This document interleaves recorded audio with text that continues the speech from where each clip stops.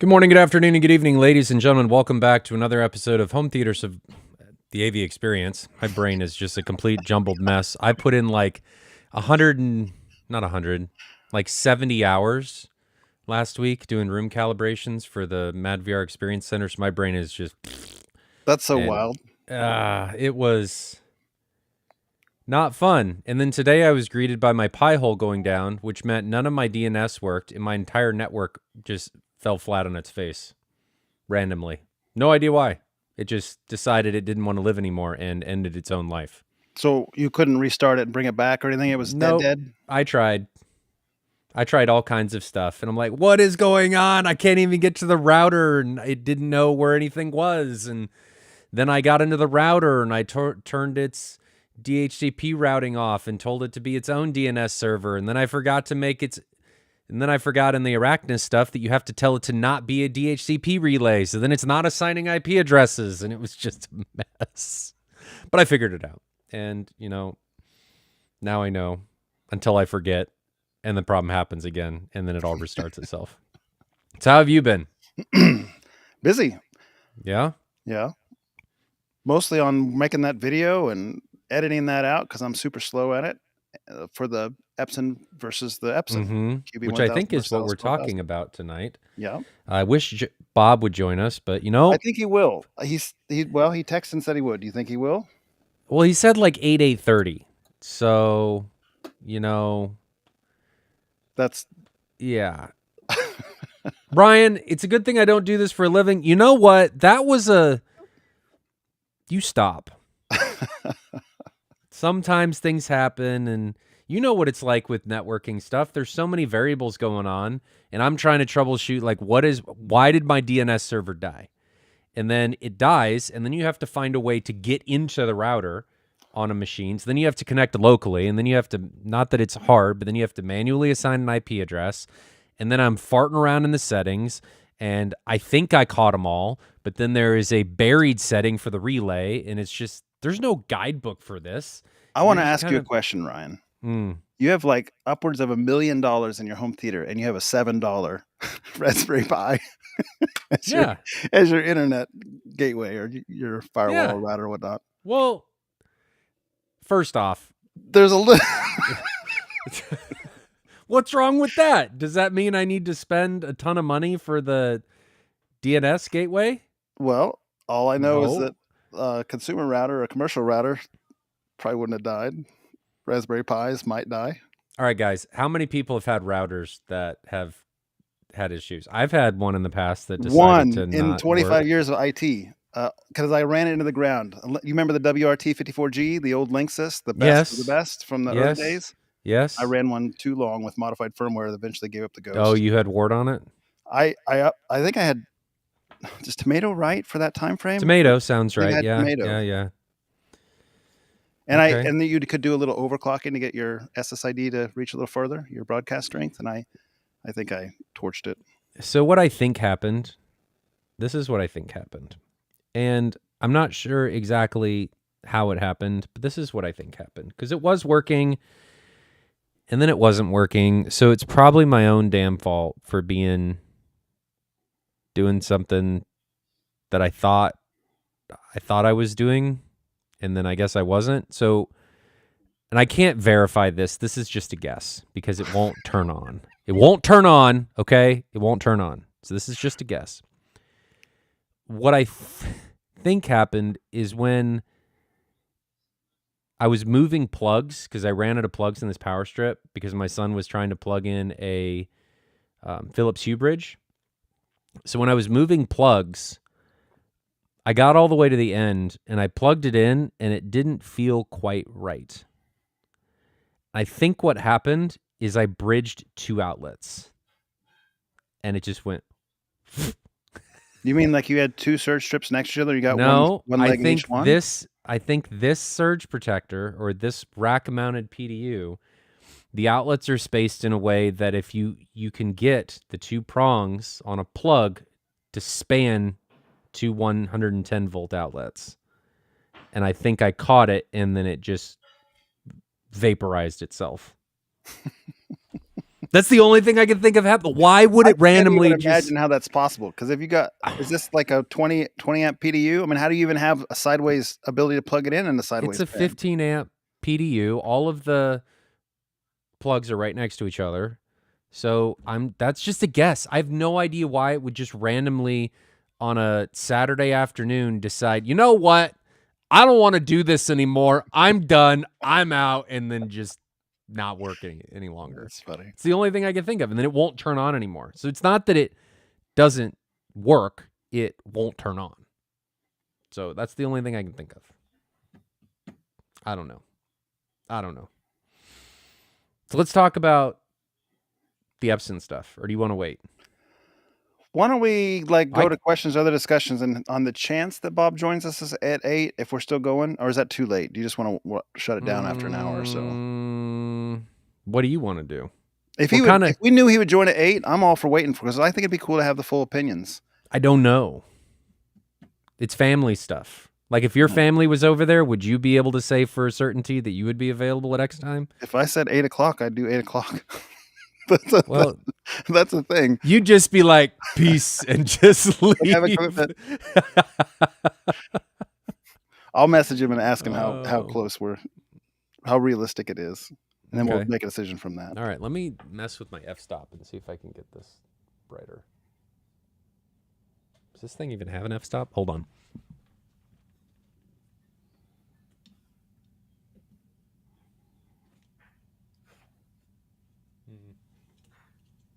Okay. I'm not going to mess with that. But in the... Oh, come on. Now I'm out of focus. Now I'm more out of focus. Now I'm in focus. Okay. So where are you sitting right now? This is not the usual thing. Yeah, it is. Your backdrop up. No, it is. It's the flight sim pit's right there. Oh. Yeah, you just don't have your green screen. No, I don't have the green screen up right now. And I would have another light on, which is probably another reason why I'm in kind of a doesn't look right. But that light, it's a Elgato Streamlight, which I really like. And it is off the network because the Pi-hole was my DHCP server. And now a lot of my devices are like, you know what? I had an IP address. Reservation's still active, so sue me. So I have to go restart them and reset them some devices. How much is that? How much is that making a hassle for your theater with all the switching trickery and stuff you have in there between the different Storm and Trenoff and? Don't know yet. Haven't made it that far. Can you just pull the drive if it's like a USB drive out of your old Pi and stick it in a new Pi and it boots up and takes over just like nothing happened? Maybe. That'd be your easiest bet, as long as the storage isn't fried. That would be nice, but I don't know if that's going to happen. And see what happens. I don't know that I want to deal with the hassle. I may just let the Arachnus router just do it, and I'll just switch and not worry about it. Because the Pi-hole's cool. Like I was using it for DNS blocking and stuff and blocking ads, but then what ends up happening sometimes is some websites just refuse to function, and certain applications will refuse to function because it's blocking them inadvertently, or maybe they're doing some type of routing and it doesn't like it, and it's nice and it's not nice. I just don't think I'd rely on something like that for a network thing. It's just asking for trouble, in my opinion. It does really well. It does really well. It's a huge open source project. A lot of people use it. Sure. It's great. It just decided it didn't want to do it anymore. You can't blame it. I probably better not badmouth Pi, or we're going to get an influx of comments, because I know there's a lot of enthusiasts for them out there. The $7 Pi-hole that I had that you're saying wasn't good enough. Wasn't good enough. Here's the reason I would argue against them. I have an HP Enterprise 1820 switch in there. It's got 24 ports. I paid like $80 for it, on sale. It's maybe 120 or 150 normally. Mm-hmm. I looked at it just the other day because I was trying to figure out what kind of LACP it supports, or 802.223 for the port aggregation. Mm-hmm. To get to the point, it has a mean time before failure listed, and it's 80 years.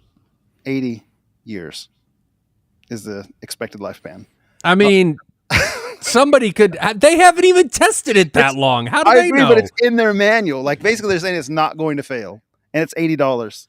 So what do you do if it fails? Just be like, well, I mean, I only have like 2 ports managed in there. Otherwise, I could almost just use an unmanaged switch at this point with SMB3. that's $1 a We're year. probably boring audience because our audience isn't a networking and all, but SMB3 No. is really cool in that sense because you don't even have to program anything. It just all picks it up now. Like my new QNAP has SMB3, computers have SMB3. You can plug in as many ports as you want. It just sums them and uses them all to increase your network speed. That's pretty cool stuff. That is true. All right, we're off the network topic. People are probably like, get out of here. That's horrible. Yeah. So for anybody wondering, that's why I'm half illuminated. Let me see if I can become more illuminated. Hey, Siri, turn on the basement lights. How's that going to work? Sorry, some accessories didn't respond. It's not, evidently. It worked upstairs, but the Lutron bridge maybe isn't responding. Unless it's using Bluetooth. No, Lutron. It doesn't see the Lutron bridge. So I need to go reset the Lutron bridge. Because she worked on the TV, but she worked on the TV because I restarted the TV. So she decided that, I don't know. Anyway, we can talk about my adventure this week. Sure. So my adventure was Adam Peltz, Matt Trinkline, both coming in. They both came in Sunday night. Wait, introduce those names because the audience will have no clue who they are. So Matt Trinkline is a big name from Storm Audio. He does all of the North American calibrations for Storm Audio, the ones that people choose to go through Storm Audio themselves. And then Adam Peltz is a world-renowned acoustic calibrator. He also does video calibration, but he mainly does audio calibrations, and that's what he does for a living. Like, he flies around the country and does acoustics. So they were here from Sunday night until Friday night. 15 hours working. That doesn't include like us going out to dinner and stuff. 15 hours every day working on these calibrations. It was a lot of fun. Like, I really enjoyed nerding out with them. I really, really enjoyed it. Let me see if I turn this up. There we go. So I'm just turning up one of the lights. Really enjoyed that time. But what we were doing is there is a Trinov and there's a Storm in the Mad VR Experience Center. That's a little bright. And they're both 2 totally separate systems. They share the speakers, but there's a different pre and different amps for the speakers. And then there's shared sub-amps. And a mess of wiring like this thick, yeah. like So transatlantic cable type. It's about 4,000 square. It's 4,000 linear feet of 12.4 speaker wire is in the theater. It weighs a lot more than you think it does. Moving those wire bundles was not fun.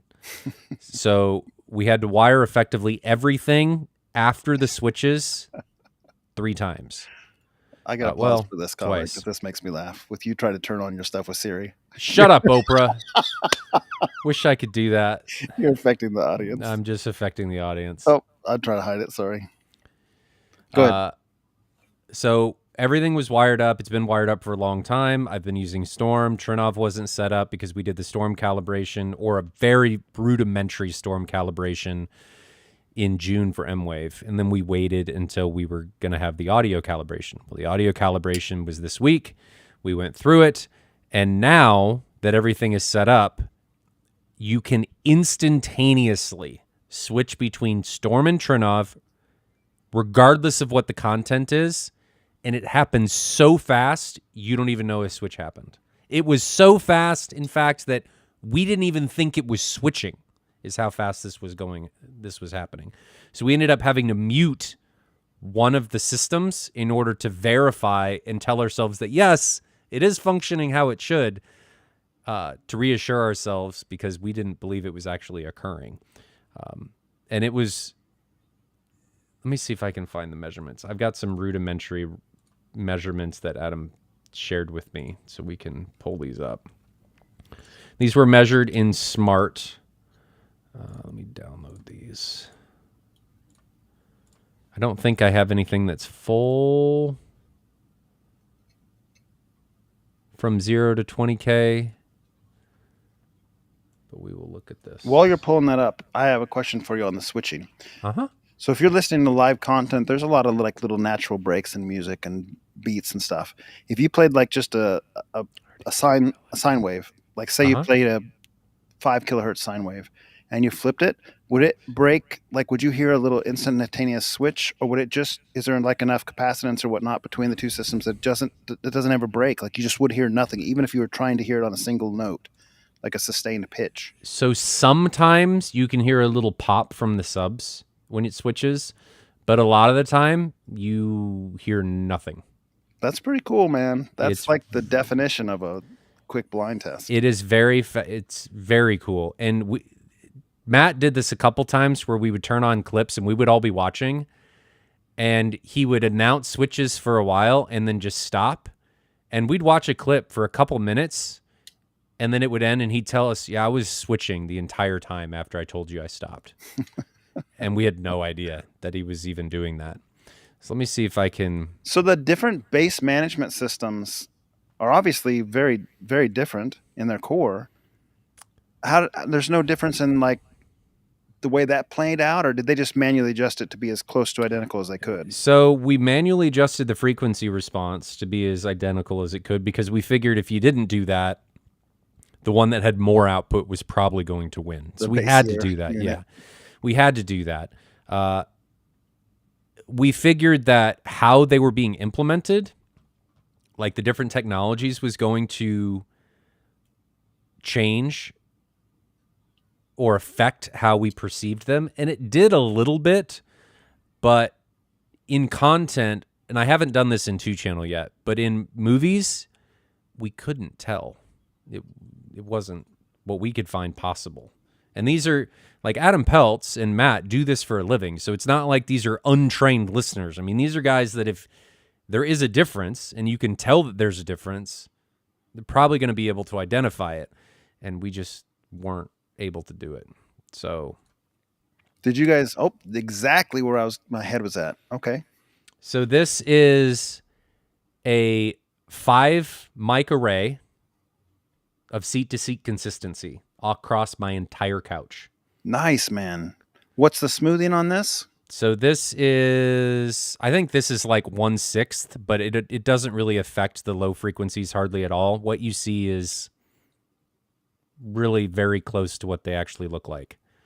So we have a variance in some places, and part of this is because the mics, he didn't calibrate each one of them to ensure they were identical. So there is some variance in the microphones, but you can effectively sit any position on the couch and you're going to have the exact same low frequency experience. It doesn't matter. And this is just the 21. So this does not include the infras. So this is just the 21s. So the 2 lines, what's the top 5 grouping versus? Let me see if I can pull up the email where does he say that? Pre-EQ versus post-EQ, maybe bottom is post-EQ? I don't know. I don't know what the bottom one is, in all honesty. Because there's a little bit more roll-off on the top one, which is what I was wondering if it's like the natural sealed roll-off. No, I don't know what that is, and he doesn't tell me. So... And keep in mind, this is only subwoofers, guys. Like, look at the frequency range on the bottom. It goes up to 125 hertz. Yeah. So this is just the subs. And I don't know if this is Trinov or Storm. They were both very, very similar. So this is a really, really, really good result. Everybody was very happy with this. And it didn't change much after art or waveforming. Like, this was very close to what it was raw. Is it possible the -72? Because look at the level. If those levels are accurate and not just like arbitrary, that might be the noise floor of your room, mightn't it? I have no idea. I don't know what that is. Adam just sent these to me when he was on the plane. I'm going to get a much larger package of measurements, but he just sent these to me because I asked him for some to show tonight. So there's that one. Is it going to... like change? Let's see. He doesn't tell me what these measurements are either. So let's try this one. I have to change it. That one doesn't even, that one's just black. Why is that one black? MW asked what smoothing. I asked the same thing. In bottom right corner, MW, it says 1/6. Yeah, it's 1/6. That doesn't work. How about this one? So this is LCR without subs. So let's do this one. So this is LCRs. Looks like they're kind of applied a Harman curve effectively, right? Yeah. Yeah. And the Black Swans have a roll off around 14K pretty hard. Mm-hmm. So this is really pretty close to the natural response of the speaker. It's just what they do. So still sounds really good. We applied a little bit of boost up here, but it is pretty close to our Harman curve coming into this. So that is that one. And what is this one? Yeah, and look at the dB spacing on the left, of course, you guys see is 2 dB. So you're normally seeing these kind of graphs with 5 or even 10. Mm-hmm. We're really zoomed in. 2 dB is tight grouping, so it's going to make these curves look a little bit more rambunctious than they would if you lowered. Trying to get these other ones, but they're just showing up as black, and I don't know why. Like the LFE ones are just black, and I don't know what this one is. Oh, he tells me. So these are the different presets that we have. There's a bunch of different presets that we can utilize. So let's do this one. So these are just the different preset ranges that we have. So the green is music preset with and without infrasonics. So you can see as it comes up, that's when the infrasonics are engaged. So the 232s and the 50. And then... Where does he have it rolling off? I can't see the graph on the bottom. Your Ryan Home Theaters Vance is patched over the image. The purple... Oh, that is your frequency. Agreed. I'm just asking, where did he roll it off without infrasonics? Like what? It rolls off at like... Where does that roll off? If the 21s start rolling off at like 31. But I mean, that looks like an intentional change. Let's see if we can figure out. I'm going to see if I can do something different here. There we go. Okay. So he's got it rolling off at 32. Yep. Mm-hmm. Okay. I see. And then the infras pick it up. And then the red. So I'll just tell you what else. Green is music preset with and without infrasonics. Red is movie preset with and without infrasonics. And then blue is the demo options. So demo was boosted low end. So this was just effectively what we were doing to the EQ for different experiences and different demo formats. But we're flat down to 5, 6, somewhere in there is when we encountered our F3. So, and that F3 was taken at over 105 dB. So we could have gone higher, but that's just where we took the measurement. We played some content. Let me turn off these measurements. We played some content, and we played Overlord, and we played Into the Black Hole. And both of those, it was unlike anything that I've ever experienced. For all of us, we all agreed, and we all kind of said this after the demo ended with Into the Black Hole, that we couldn't tell if it was what the sounds were, if it was the room or it was the track.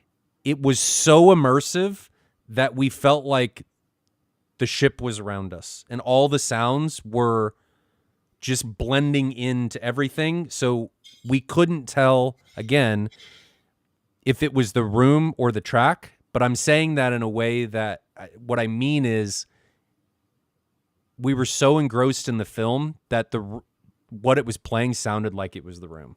Like every time I would think it was my room making noise, I would go listen to it, and it was coming from the speaker. So it was just an unreal experience for that. The demo of that, we figured out where it was, where we could get the 50s and the 32s to just tickle the limiters on the amps, on the 20,000 watt amplifiers. And we made it so anybody that demos the theater, if we play either of those tracks, you'll see the 50 with about 70 millimeters of excursion.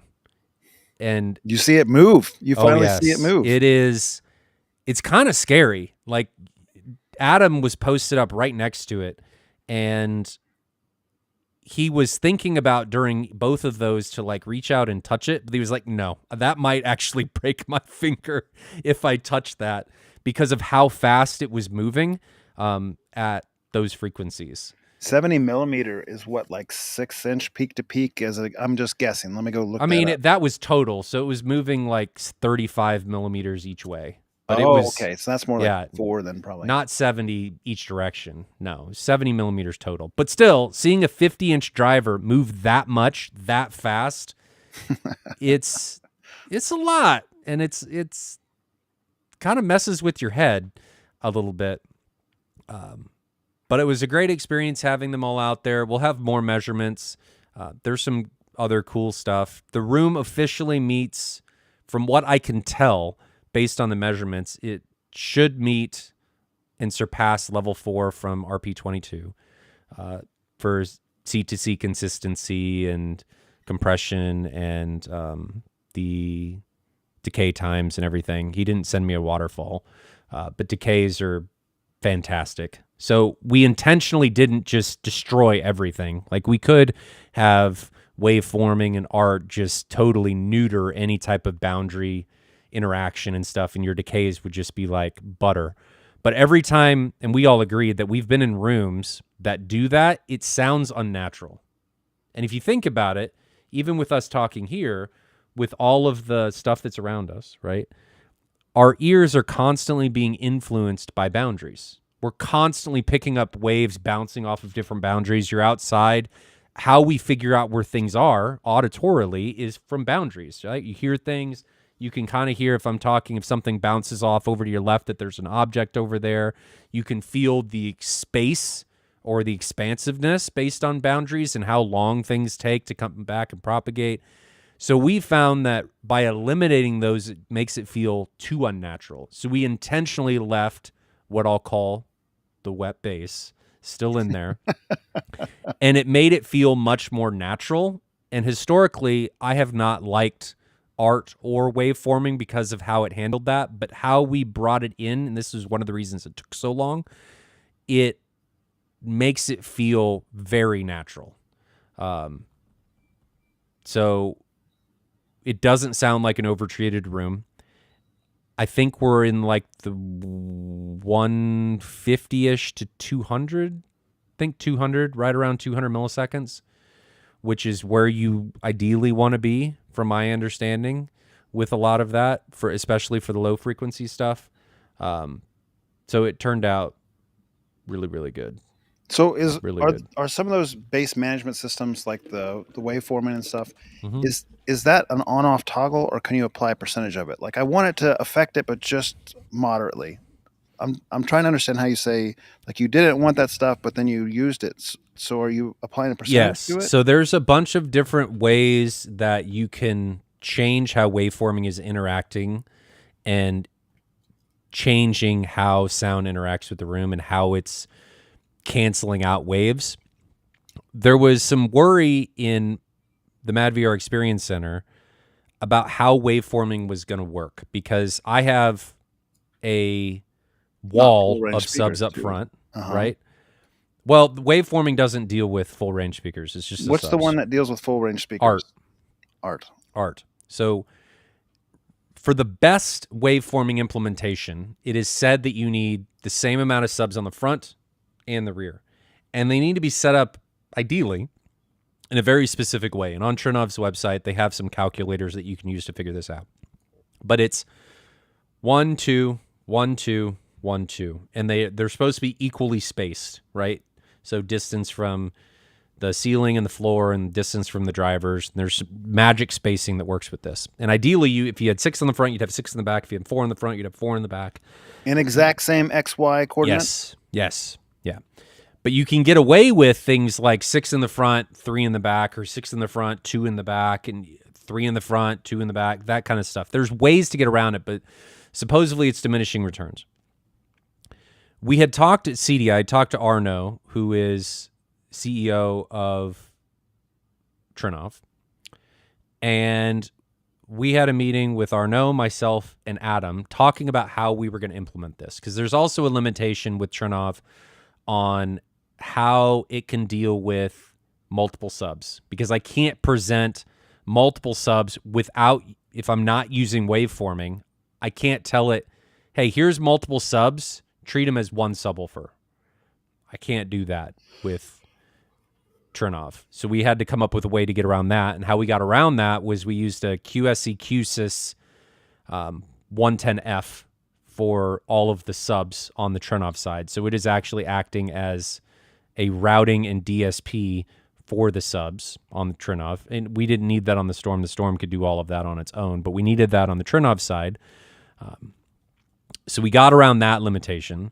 So we are able to turn waveforming on and off. We have configurations for this, and we're able to turn art on and off. And we're also able to do a Dirac Live bass management or bass control setting. So we have a bunch of different configurations that we can utilize to showcase all of these different platforms. I don't even remember what I was originally talking about with this, but turned out really good. Everybody was very excited about it. We wanted to keep listening, but by the time we were done last night, I think it was like midnight, done with listening and stuff. So I'm excited about it. I think it's going to be a great tool for the industry to use. I want people to understand that the point of this room was not to compare Storm and Trinov head to head, though we will have some fun with that.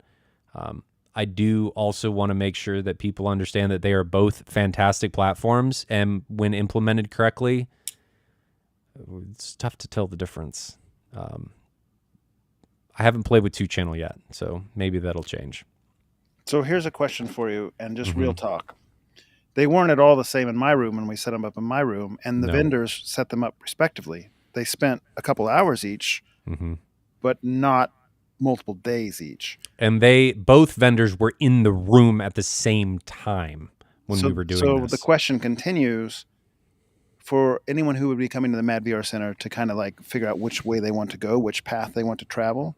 Did you hopefully save a configuration to say, this is the basic configuration that comes with our equipment versus the multiple day configuration that came out of these guys' creative preferences? So like, this is the product versus this is the product, fast switch between what they do out of the box. That would be a worthwhile comparison too. Yeah, and I don't think all your customers are going to spend 5 days with these guys setting up the rooms 15 hours a day. No. And I think that's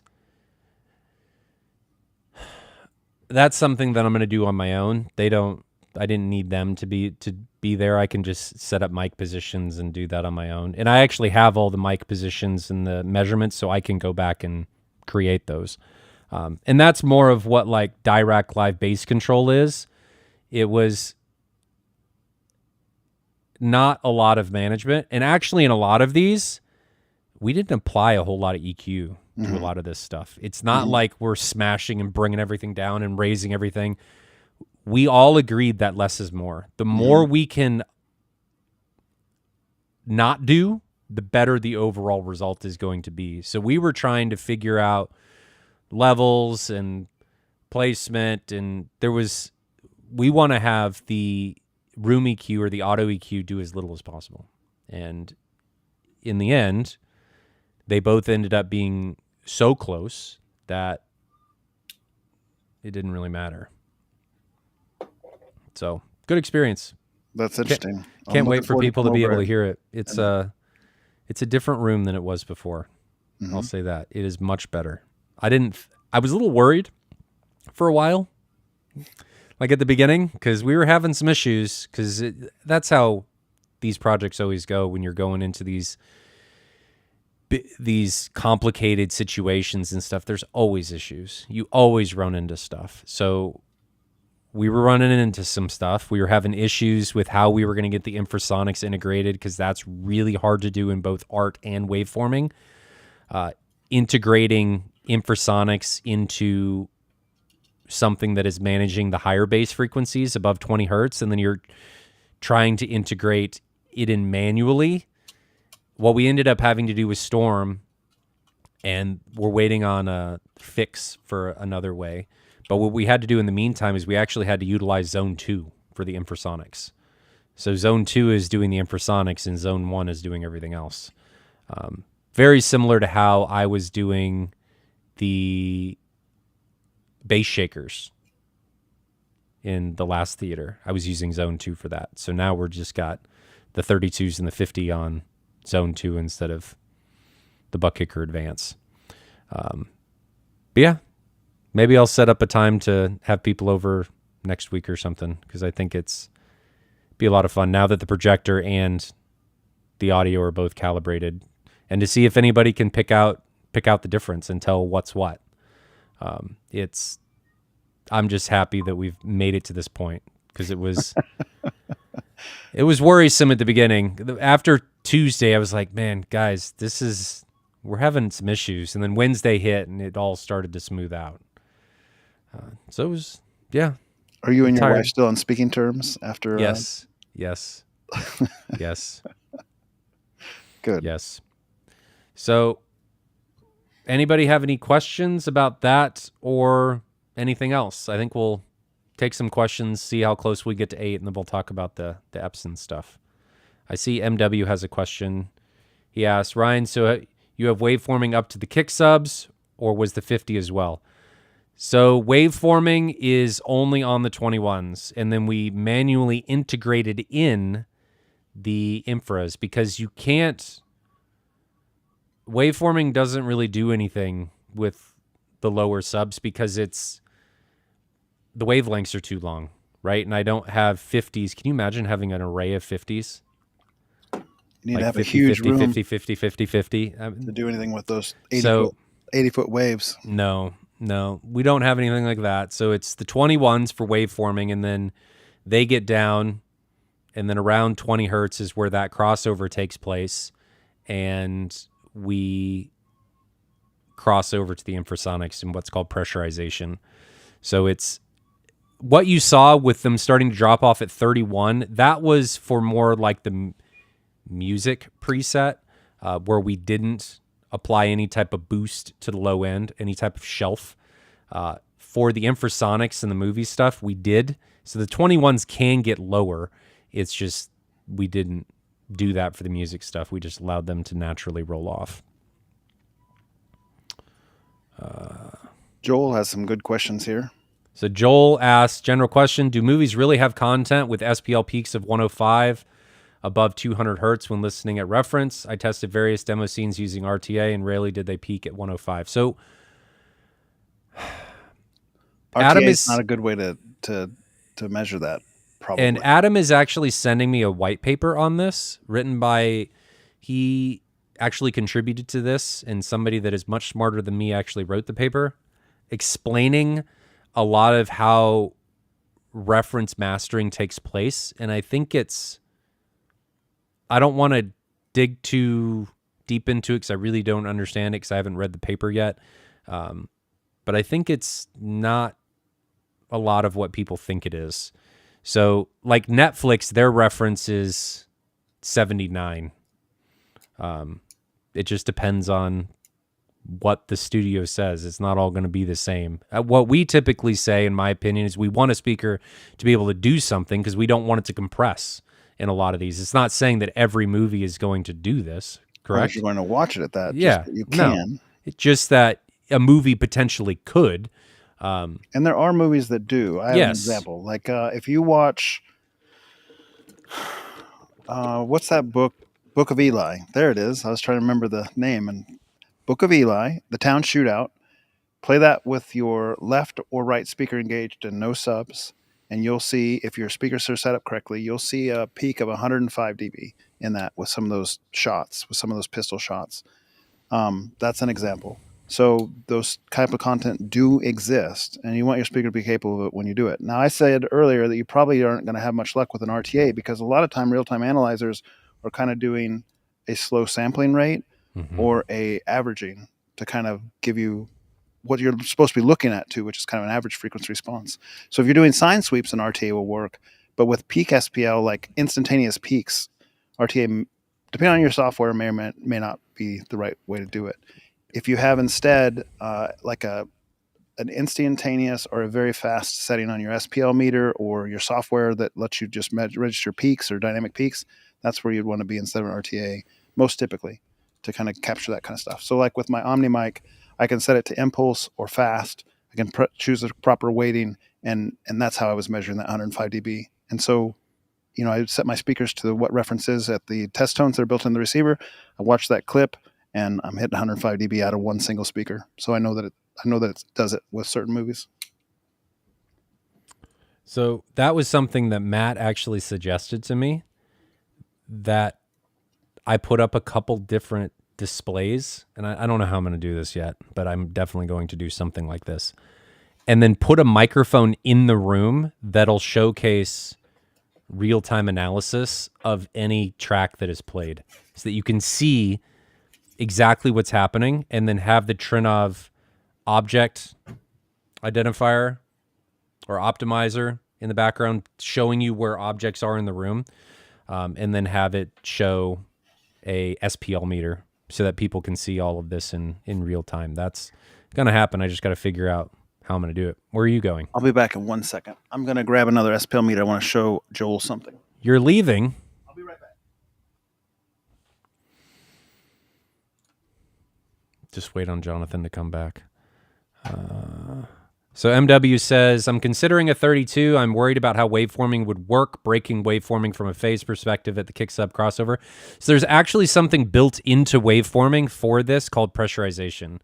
The not the Mad VR Experience Center, the demo center at Trinov headquarters, North American Trinov headquarters in Connecticut, actually has a 32, I think, in it. So it's not just 21s. There is a 32 in it for infrasonic. So even the Trinov headquarters has that. So I really wouldn't worry about that. Yes, you can mess with phase, but I think you're going to get a very good result. I mean, the results that we got are phenomenal. Just waiting on Jonathan. I'm going to stare at him while he's doing what he's doing.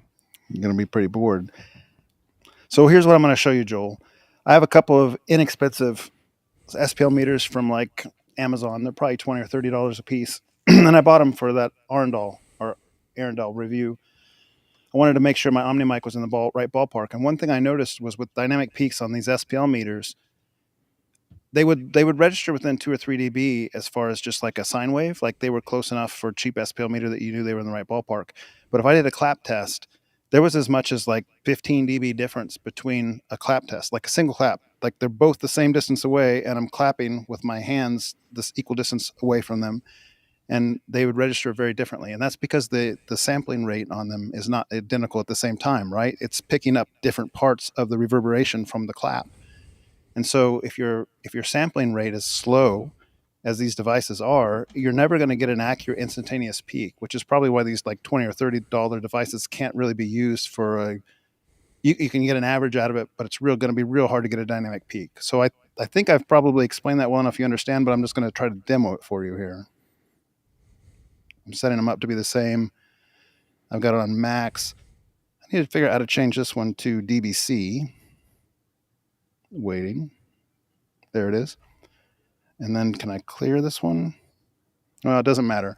Right now, they're both, I'm looking at them. I'll try to show them to the camera. I don't know if this will pick up on the camera or not, but one of them says 86.2 and the other says 83.8 as far as like their max SPL that they've measured since we've been talking. Can those show up? Mm-hmm. Okay, so I'm going to set them down gently so that I don't register it. Okay, it still says 86.2 and 83.8, and I'm going to clap. And they didn't even change. So neither one of them picked up that sample. I mean, that tells you something right there. Let's try this again.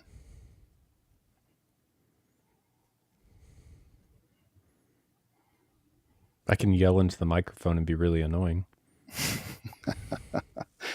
Well, now they seem like they've stuck. I need them to be moving again. Let me figure out what I need to do to make that work. Bane of the demo. Bane of the test. Never Yeah. behaves Why when are you they want it both to. like not going back to the live reading? Mm-hmm. Test. Maybe I overloaded them and they've locked up and died. Similar to the pie hole. Too loud. Okay, I'm going to power them down. You can move on, and I'll get these set up again for the same test. I want to do the test to show you Okay. that they'll register dramatically different, but I got to get them working again.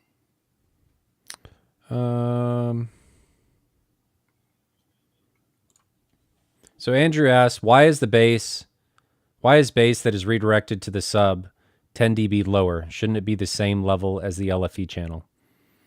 You have a good answer for that, Jonathan? I don't think it's accurate information. I think the question's wrong. Bass that's redirected to the sub is actually tend to be higher. That's what I thought. I didn't know if you knew something that I didn't know. There's 20 dB of dynamic range for speakers, and there's 30 dB of dynamic range for subs. So you're supposed to be able to go to 105 from the main listening position with speakers and 115 for the subwoofers. So I think the question's not right, or we're not understanding what you're asking. Mike Stapleton or Stevens asks, any recommendations for a site to attempt to predict room modes in an open concept room, taking into account the total cubic feet of an open floor plan? REW can do this.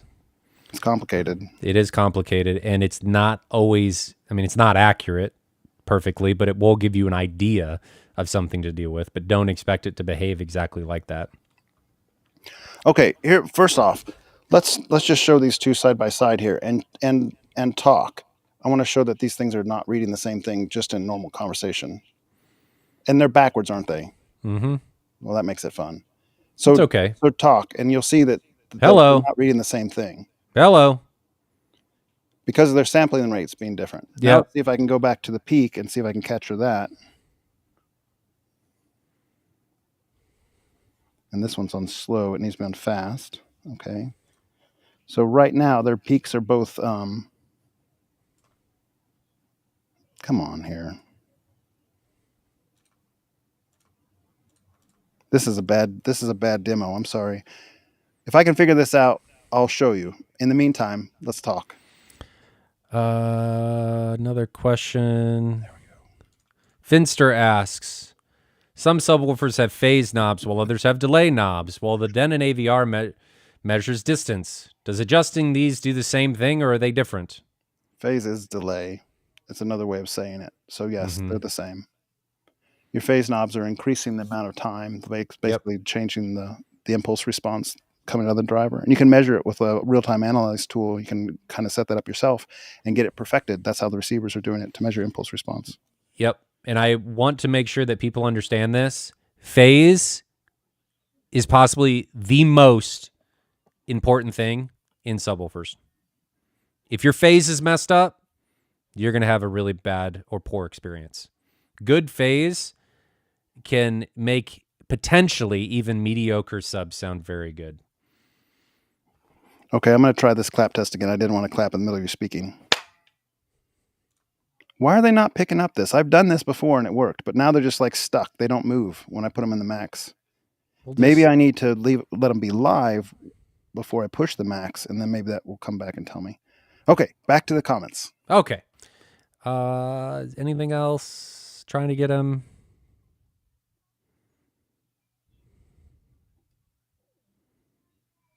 So Mike Ortiz has a two-parter. The first part of this is just recalibrated my subs. They start to drop off about 30 hertz. I want to cut the SPL down above 30 hertz and raise the gain because I think I have the headroom. Normally listen at minus 10 dB. He then goes on to say, if I can get to 105 peak at, say, 20 hertz, is it safe to just use the gain to give him that bass extension lower?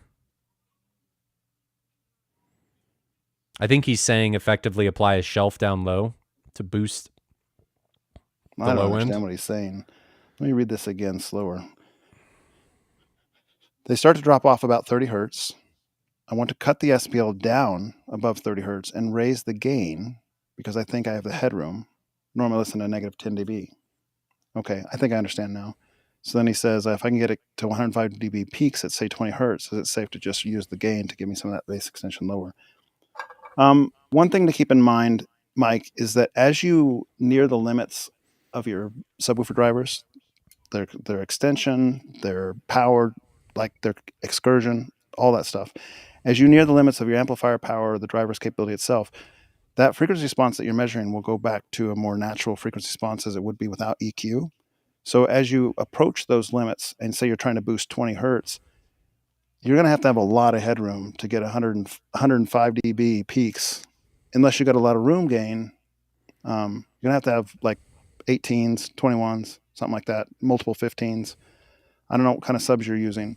Mm-hmm. But what I'm trying to tell you is if you measure that at like kind of a normal listening volume that's not shaking things on the cupboards, and you figure, oh, like that's fine, I got a nice flat frequency response, now I can just validate that I can hit with my SPL meter 105. Almost surely your frequency response does not look the same at 85 dB with the subs as it does as 105. So you're going to have to like keep that in mind. That being said, if you have quite a few, if you have multiple drivers or so forth, and you want to use a shelf filter to kind of drop off things above 30 hertz and try to make your line more flat away, that's totally reasonable. Just realize that as you turn it up towards reference or above, it will no longer be flat. Almost certainly will no longer be flat. That's okay. Just making sure you understand that part. Okay, I'm going to try a clap again here and see if it registers. If they're live reading, the numbers are changing. Okay, let's see what we got. So now if I go to max peak,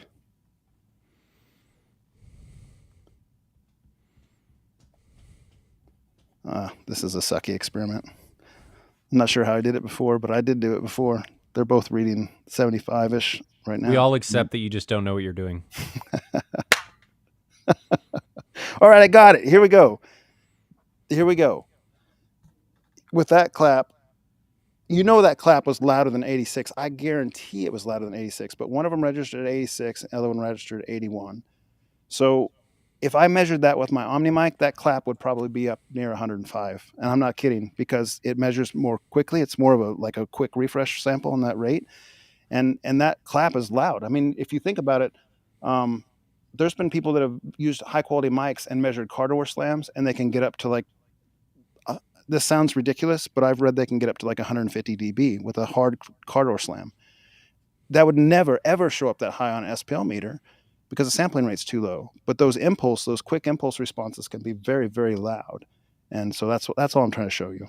MW says, people stopped caring 2 days ago as you tried to set this up. Sorry, MW. So All right. Bruce has another question. Does the receiver change the phase on subs when you run auto EQ, or do you have to play with the phase knobs, etc., and figure it out? No, it'll change it. It'll try to. Doesn't always get it right, but it'll try. Yeah, I mean, you should set your phase to 0 or 180. Either way, it doesn't even matter. Your receiver is going to basically do a time distance delay that accounts for that. Once it does that, you probably don't want to mess with phase. If you're using real-time sweeps and you're trying to make two subs like perfectly overlay and increase the cumulative frequency response, then you can kind of fine-tune one of the phases and see if you can make it better. The receivers don't always get it 100% accurate, but they're going to do a pretty good job. And better They'll than get you most people very can do. close, but you may be able to eke out a little bit more, and you may be able to adjust crossover points slightly if your auto EQ software allows you to, because sometimes, like one thing that we ran into was we had a dip at, I think it was like 65 hertz that was being actually affected and caused by our crossover point. And once we adjusted slightly, that we were able to eliminate that dip. But the auto EQ software, even as advanced as it is, the ones that we're using still had problems. Man, What are there's you a lot giggling of. about? I'm laughing at the comments. I'm catching on the comments. People saying that it's a weak clap and doing the clap on. It was commercial weak. and I don't know. it's loud in here. I don't know. Okay. So MW, this is more of a statement, and I'm going to tag something onto this. Did anyone see the Clipple results of the Ascendo 28 against the 32? The 32 is effectively 428s at 10 hertz. And it is. That is a limitation of how the 28 was designed. The 28 is a square subwoofer. It doesn't have the excursion that the 32 does, but that 28 is going to wipe the floor with the 32s at higher frequencies. So it's an exchange. It's a compromise, and they both have their shortcomings. And you may say, well, why does it matter if I'm going to cross over the speaker or the subwoofer lower? Well, it doesn't necessarily, but just something to consider in the design of the actual subwoofer itself, that was a known fact going into it. Percy Bedford says, what's up, guys? Just tapped in. John, will you be getting an NZ500 in for review? I am interested to see what your findings would be and how it compares to the LS12000. So let's just say right away that a guy named Tyler and a guy named Jeff bought those units and let us play with them before we shipped them out, before Ryan shipped them out through Ascend AV. I don't plan to buy NZ500, but if a customer that is buying something from Ryan is interested in doing that, I'd be happy to engage again. We could do a similar shootout like what we just did. I mean, I could bring my LS1200 over if we want, or if we just want to look at it. I think we're all interested in doing that, but the opportunity has to. We don't have that kind of relationship with dealers right now where they would, sport that in that way. I mean, yeah. And I think it's. I don't mean anything negative, Ryan. I'm just saying, like some of the bigger YouTube people, like the dealers, send them out, kind of a round robin fashion and so forth. They buy them, and then there's one that goes on rotation. We don't have the clout yet to get those kind of things in like the that. Vendors a lot of times will do that, but I don't even know that it's necessary. You've already done it with the NZ7, and I don't think the NZ500 is going to be really that much different than an NZ7. I'm curious about the high contrast optical block that they have in there to some degree, because they say that increases the interesting contrast, and that was one of my big complaints on the RS2100. So if they've got that under control and it's got better dynamic, better like low APL,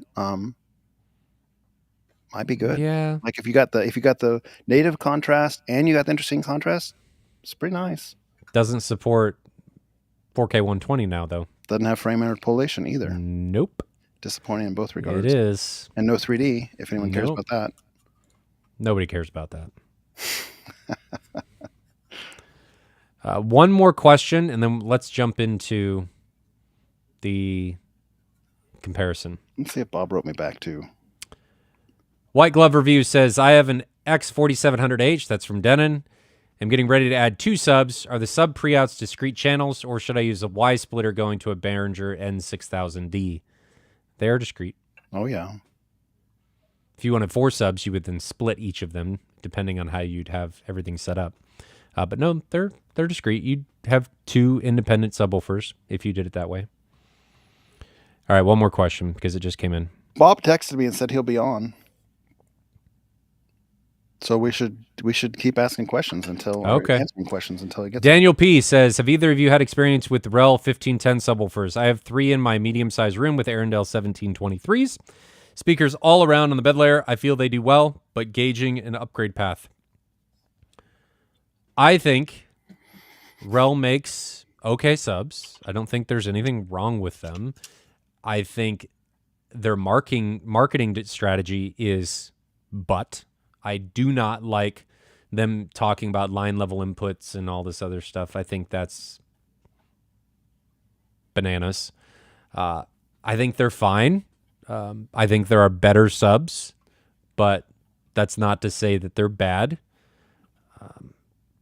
There's definitely upgrade paths available. That is going to come down to, I hate to say it this way, but with subs, it's really how it's going to go. How much do you want to spend? Because the diminishing returns on subwoofers are typically a lot higher. Or a lot lower, excuse me. You typically continue to gain as you go up. MW has an... I want to point something out. Just a second. Let's do this. Let's share my screen here. This is interesting to me. Are you on database? No, I don't think that's out there, unfortunately. They're newer than that. But tell me if you can see my screen. There you go. Okay, I'm going to put these side by side. Audioholics? Yeah, so Audioholics had a review on the REL. But what I wanted to specifically point out was Audioholics had a picture of the driver. Here it is, and here's a picture of the Stark Sound driver. Now the carbon fiber front on it, the cone is slightly different carbon fiber look, but that basket looks really similar, doesn't it? So here's Stark Sound. Does it have and here's Rel. the vents? They don't have it rotated to know because these vents are probably just on 180-degree sides, I'm going to guess. Let's see if we can find another picture of the Rel. Most times you won't find those pictures of the sub, so I'm kind of surprised that we did here. But point being, I mean, like, look, here's the little metal tab. Here's the little metal tab. It's got 2 layers of magnets, 2 layers of magnets. It's got that same metal look. You've even got the folded stamp on the metal. Yeah, in between the cutouts. It wouldn't surprise me one iota if this driver comes from the same vendor. Probably, and that's okay. I just noticed that when I was kind of pulling that up in the background. So one thing that is clearly different, like the carbon fiber weave is definitely bigger on the Rel. Do you see the size of the diameter of the weave versus the Stark Sounds weave? At least in that picture online, it looked different. I think Bruce is in the chat, and he's got Stark Sound, so maybe he can weigh in and say, yeah, I mean, surely that has to be a different weave, right? Could have changed, though. Surround looks the same. Yeah. From the front, they look a lot like the Ultimax driver, but the basket on the Ultimax, I've got one still here. The basket on the Ultimax looks very different than those baskets. And there's a lot of differences, actually, when you look at the Ultimax driver side by side compared to those. But yeah, I mean, just not neither here nor there, just of interest. And I want to make sure that people understand that it is not wrong for speaker manufacturers to use drivers like that. Everybody does it. Very few speaker manufacturers, very, very few, design things from the ground up. Typically, it's we're going to get a driver and we're going to customize it. So don't think anything ill, and I do not think anything ill of Rel if that is the case. Virtually everybody does it. So it's nothing wrong with that. So don't get any misconceptions for us pointing that out. There's nothing wrong with that. Mm-hmm. Adam asks, thoughts on the new Arundel 1528? I know nothing. I think that Youthman has a video out on this right now. He does. So you might go check that out, Adam. He does. I know. I don't think anything's been measured yet, though. Aaron may get some at some point, but I know nothing. And unless Jonathan has gotten them magically into his room, I can't imagine you know anything about him either. No, I don't really expect to get any other products. You're going to be embraced by them? Don't think I mean, so. I just did an honest review. It's okay. I'm not really embraced by hardly anyone because I have a tendency to put things to their limits. Yeah. Ryan B. asks, is there a way to test each sub out on the AV10 without turning off subs using REW and VLC? Is there a way to test each sub out on the AV10 without turning off subs using REW and VLC? Ryan, so what you're do you like, mean? Because I mean, you could just switch wires. Like if you want to make sure sub 1, 2, 3, 4 all work, just switch the actual XLR connection or RCA connection between the 4. Or if he's like trying to just measure each sub individually, maybe that's what he's trying to do. You could do unplugging, just leave each sub plugged in where it normally is so that it has its EQ. Or if they're powered subs, turn them off or just, unhook it. That's no. I just turn off my rack amp on each sub when I'm doing that. There's no other way to do that with something like an AV10.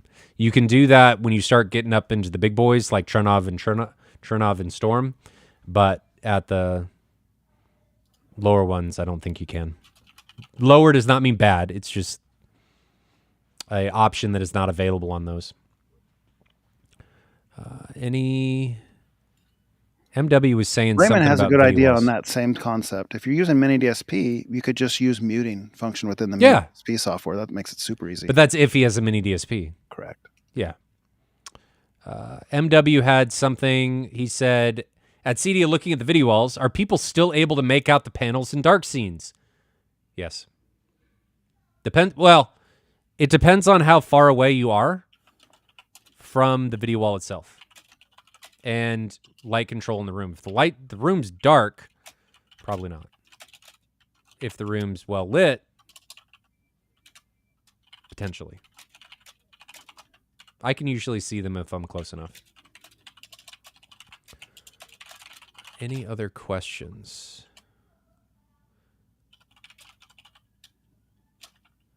And do I need to send Bob an invite? Oh, you didn't? Yes, you should. I should, shouldn't I? Oh, yeah. How do I'm going to call him and just make sure he knows that we're looking for him. Copy link. I'm sending it to him. I have half a mind to try this sometime, Ryan. Yep. Hey, Bob, are you able to join us? Yeah, I sent you a text. Ryan never sent me however to join. All right, he's doing it now. I just text him. We missed that. I just text him. I'm watching the stream. I might be a few minutes behind. I don't know if I hit live. We didn't want Bob to join anyway. Why aren't you here? I don't have the link. I text him the link. All right, so just click it and join. We'll see you in a minute. Thanks, man. Bye. So I have an idea that I've kind of been considering. My Mackie soundboard has a Bluetooth function, which I could rope into my phone, and then we could do like a little party line potentially with some of our audience if they wanted to call in and ask. That would be cool. Live. It would be kind of cool. That would be cool. I don't particularly want to give out my real number, so maybe I need to do like a Google Voice number or something. Yeah. Live for the show or something. Yeah. And just like think that through. That'd be good. I would be on eternal tech support for the rest of my life if I. Yeah, I just worry about constantly getting call waiting and just constantly hearing that tone. Well, I mean, there's only 72 people watching, so at least right now, I don't think it would be overwhelming. No. It could be fun. That could be fun. We just have to also, there's a little bit of a worry about censorship where somebody might call in and just like make our videos not suitable for YouTube. You know, you don't know who's joining you. Yeah, maybe. Because we don't have any delay or anything. It's just live. That is true. But is that fun playing with that hazard? I think it's unlikely that would happen, but it's something to consider. Probably unlikely given this audience, but you never know. We have a pretty regular gang in here. It seems like we do names. So that's good. I do see a lot of the same guys, it's quite cool. Mm-hmm. There's Bob. Now we're probably going to wrestle with audio for a minute. We'll see. Can we hear you, Bob? Bob? Hold on. Oh yes. Yeah, we can hear you. Okay, there we go. Very good. Is Bob loud enough? That's a good question. I don't know. I'll turn him up a little bit. Here's 120%. I think he's a little quieter than you are, Ryan. I didn't grab my other microphone. I just have a pair of old You're good. earbuds. You're good. Okay. So, the part that everybody's been wanting to talk about. LS12000 against QB1000. What were your guys' expectations going into this before we saw anything? Jonathan, you want to go first? I think I'm going to be mostly silent on this because they've already heard from me. Like I made the video and I made that long post on AVS. Well, I don't know that everybody has. Let's start over. What were your expectations? Forget all that. Go ahead, Bob. I'd say my initial expectation was that the brightness difference between the two of them would be more noticeable. I know agree. It's because it's 25% difference, but 25% is really not that much in the grand scheme of things in a perceptual basis. And guys just don't focus that much out of it. Did you think there would be a contrast difference? No, I didn't expect there to be one. Did you think the most surprising and most startling thing for me on that was the motion, and that's the one I didn't even know was going to be a change. Well, before we get into what we actually saw, did you think that there would be a difference in dynamic tone mapping? Yeah, I went into it expecting there to be a benefit in tone mapping and a noticeable brightness increase. Jonathan? Other than that, I mean, they're the same chassis, same architecture. There wasn't a major change. Yeah, I mean, I think you kind of fall into sometimes, myself included, into the sales pitches and stuff like, wow, 3,300 lumens, this is going to knock our socks off. It's, 600 lumens brighter. and it was kind of inconsequential, really. Like I think that brightness thing, people have talked about it. It's log based instead of just like a perceptual 25%. I mean, you by the numbers, the LS12000 was 100 nits on your screen, Mm-hmm. and the QB1000 was 125 nits on your screen. So Mm-hmm. like full white screens, there was a difference, and it was visible. It was And, it was and guys, clearly we visible. verified this using a light meter and my Jetty. Yeah, So it wasn't like we're just like, oh, that looks like it's 100 nits. That Right. looks like it's 125. We used, his expensive Jetty and a little cheap Amazon light meter. and then I even verified it again using my light meter because we wanted to make sure that his was right. And yeah, it's 25% brighter. I mean, it's 25% brighter instead of even just 22. I think by the specs. Yep.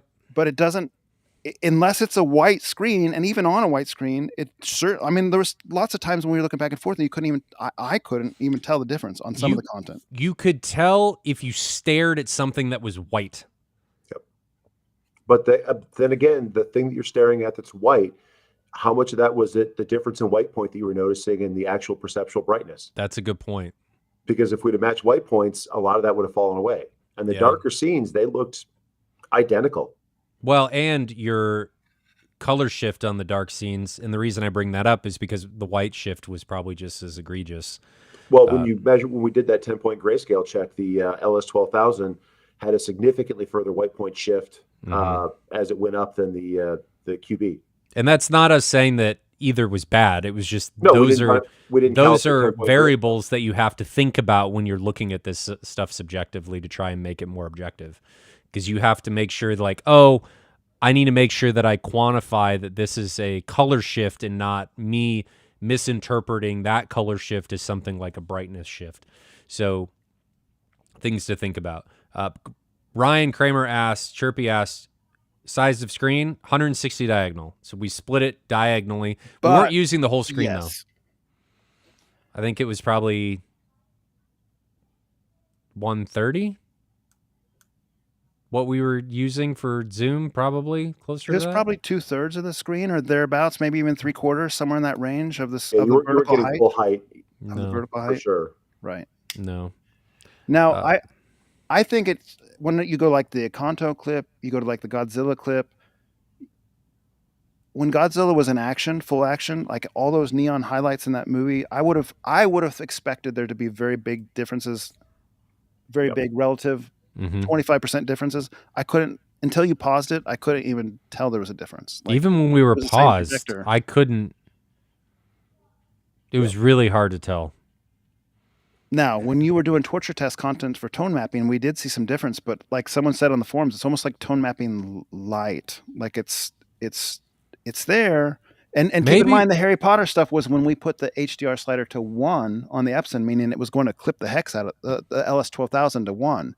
That was when we watched the Harry Potter thing. So even, I mean, it was there. You could tell a difference. It brought colors back in, greens and yellow were brought back in. There was less clipping on the content, but also we had the LS12000 in a position you'd never really use because there's too much clipping in it that way. Yeah, and because the LS12000 has the adjustable HDR slider, and I mean, we didn't get enough time for it, obviously, but I mean, is it basically doing the same thing as JVC does when you set in auto mode, where it's adjusting that level dynamically based upon the content. So instead of you having to monkey with the slider every time you change content, it just picks a more appropriate one for the whatever you're watching. And that's kind of what we experienced in the 1917 clip. I mean, that's on the JVC side, or on the LS12000. That was like watching a JVC projector on HDR tone mapping, or the auto feature, and the QB was like being on auto wide. It was just one step. It was one bump higher. Mm-hmm. I thought the differences on the 1917 scene were nice. I wish they had made them more aggressive. Like I wish they raised it up a little bit more, because and maybe like the M-Wave 2022 demonstration that we did with Mad VR, you could make that scene with Mad VR taking their slider all the way to top look like a daylight scene if you want. So you can lift those details up to whatever you want. I wish there was either a slider within the QB1000 that you could say like, here's the Tyrian that I want, or it was a little bit more aggressive if they're just going to have a fixed solution like they have right now. That's my preference. So we kind of talked about what happened in Harry Potter, but can you illuminate for the viewers what we actually saw in that scene? Sure. I think if you go back and on my channel, I have a video. It's not great because it's just a cell phone quality, but you can kind of get an idea. So Harry Potter, if there's bright light on his face, the LS12000, and again, the video footage is in HDR setting 1, which is going to clip. Like that's just going to clip. It's meant to be the brightest picture at the sacrifice of having clipping. But his face would have a little bit of blown out. You'd lose some details. There would be ghosts flying around the screen that were just white blobs on the LS12000, and on the QB1000 there'd be a little bit of facial detail. You could tell, like, okay, that's supposed to be a person. The wand fighting, there's kind of a plasma ball in the middle with sparks flying off of it and stuff where the two beams are meeting. And on the QB1000, the sparks were a little bit more defined. It wasn't just a white ball. It had a little bit of yellow tint to it, a little bit of green tint to it. I think, Bob, you pointed out something on a gravestone that looked a little different. Well, you got and the same thing when they were doing the duel itself. You had the two beams when they were meeting in the middle. You could make out the detail on the green beam on the QB, but you couldn't on the other one. It was just kind of a bright mess. Yeah, again, like you said, in the faces, it was just more low level detail that wasn't being lost because it wasn't being blown out, and it didn't make a difference. But I mean, that is an extreme demo that everyone goes to because it's got bad metadata, because it's a torture test. Extremely hard to view.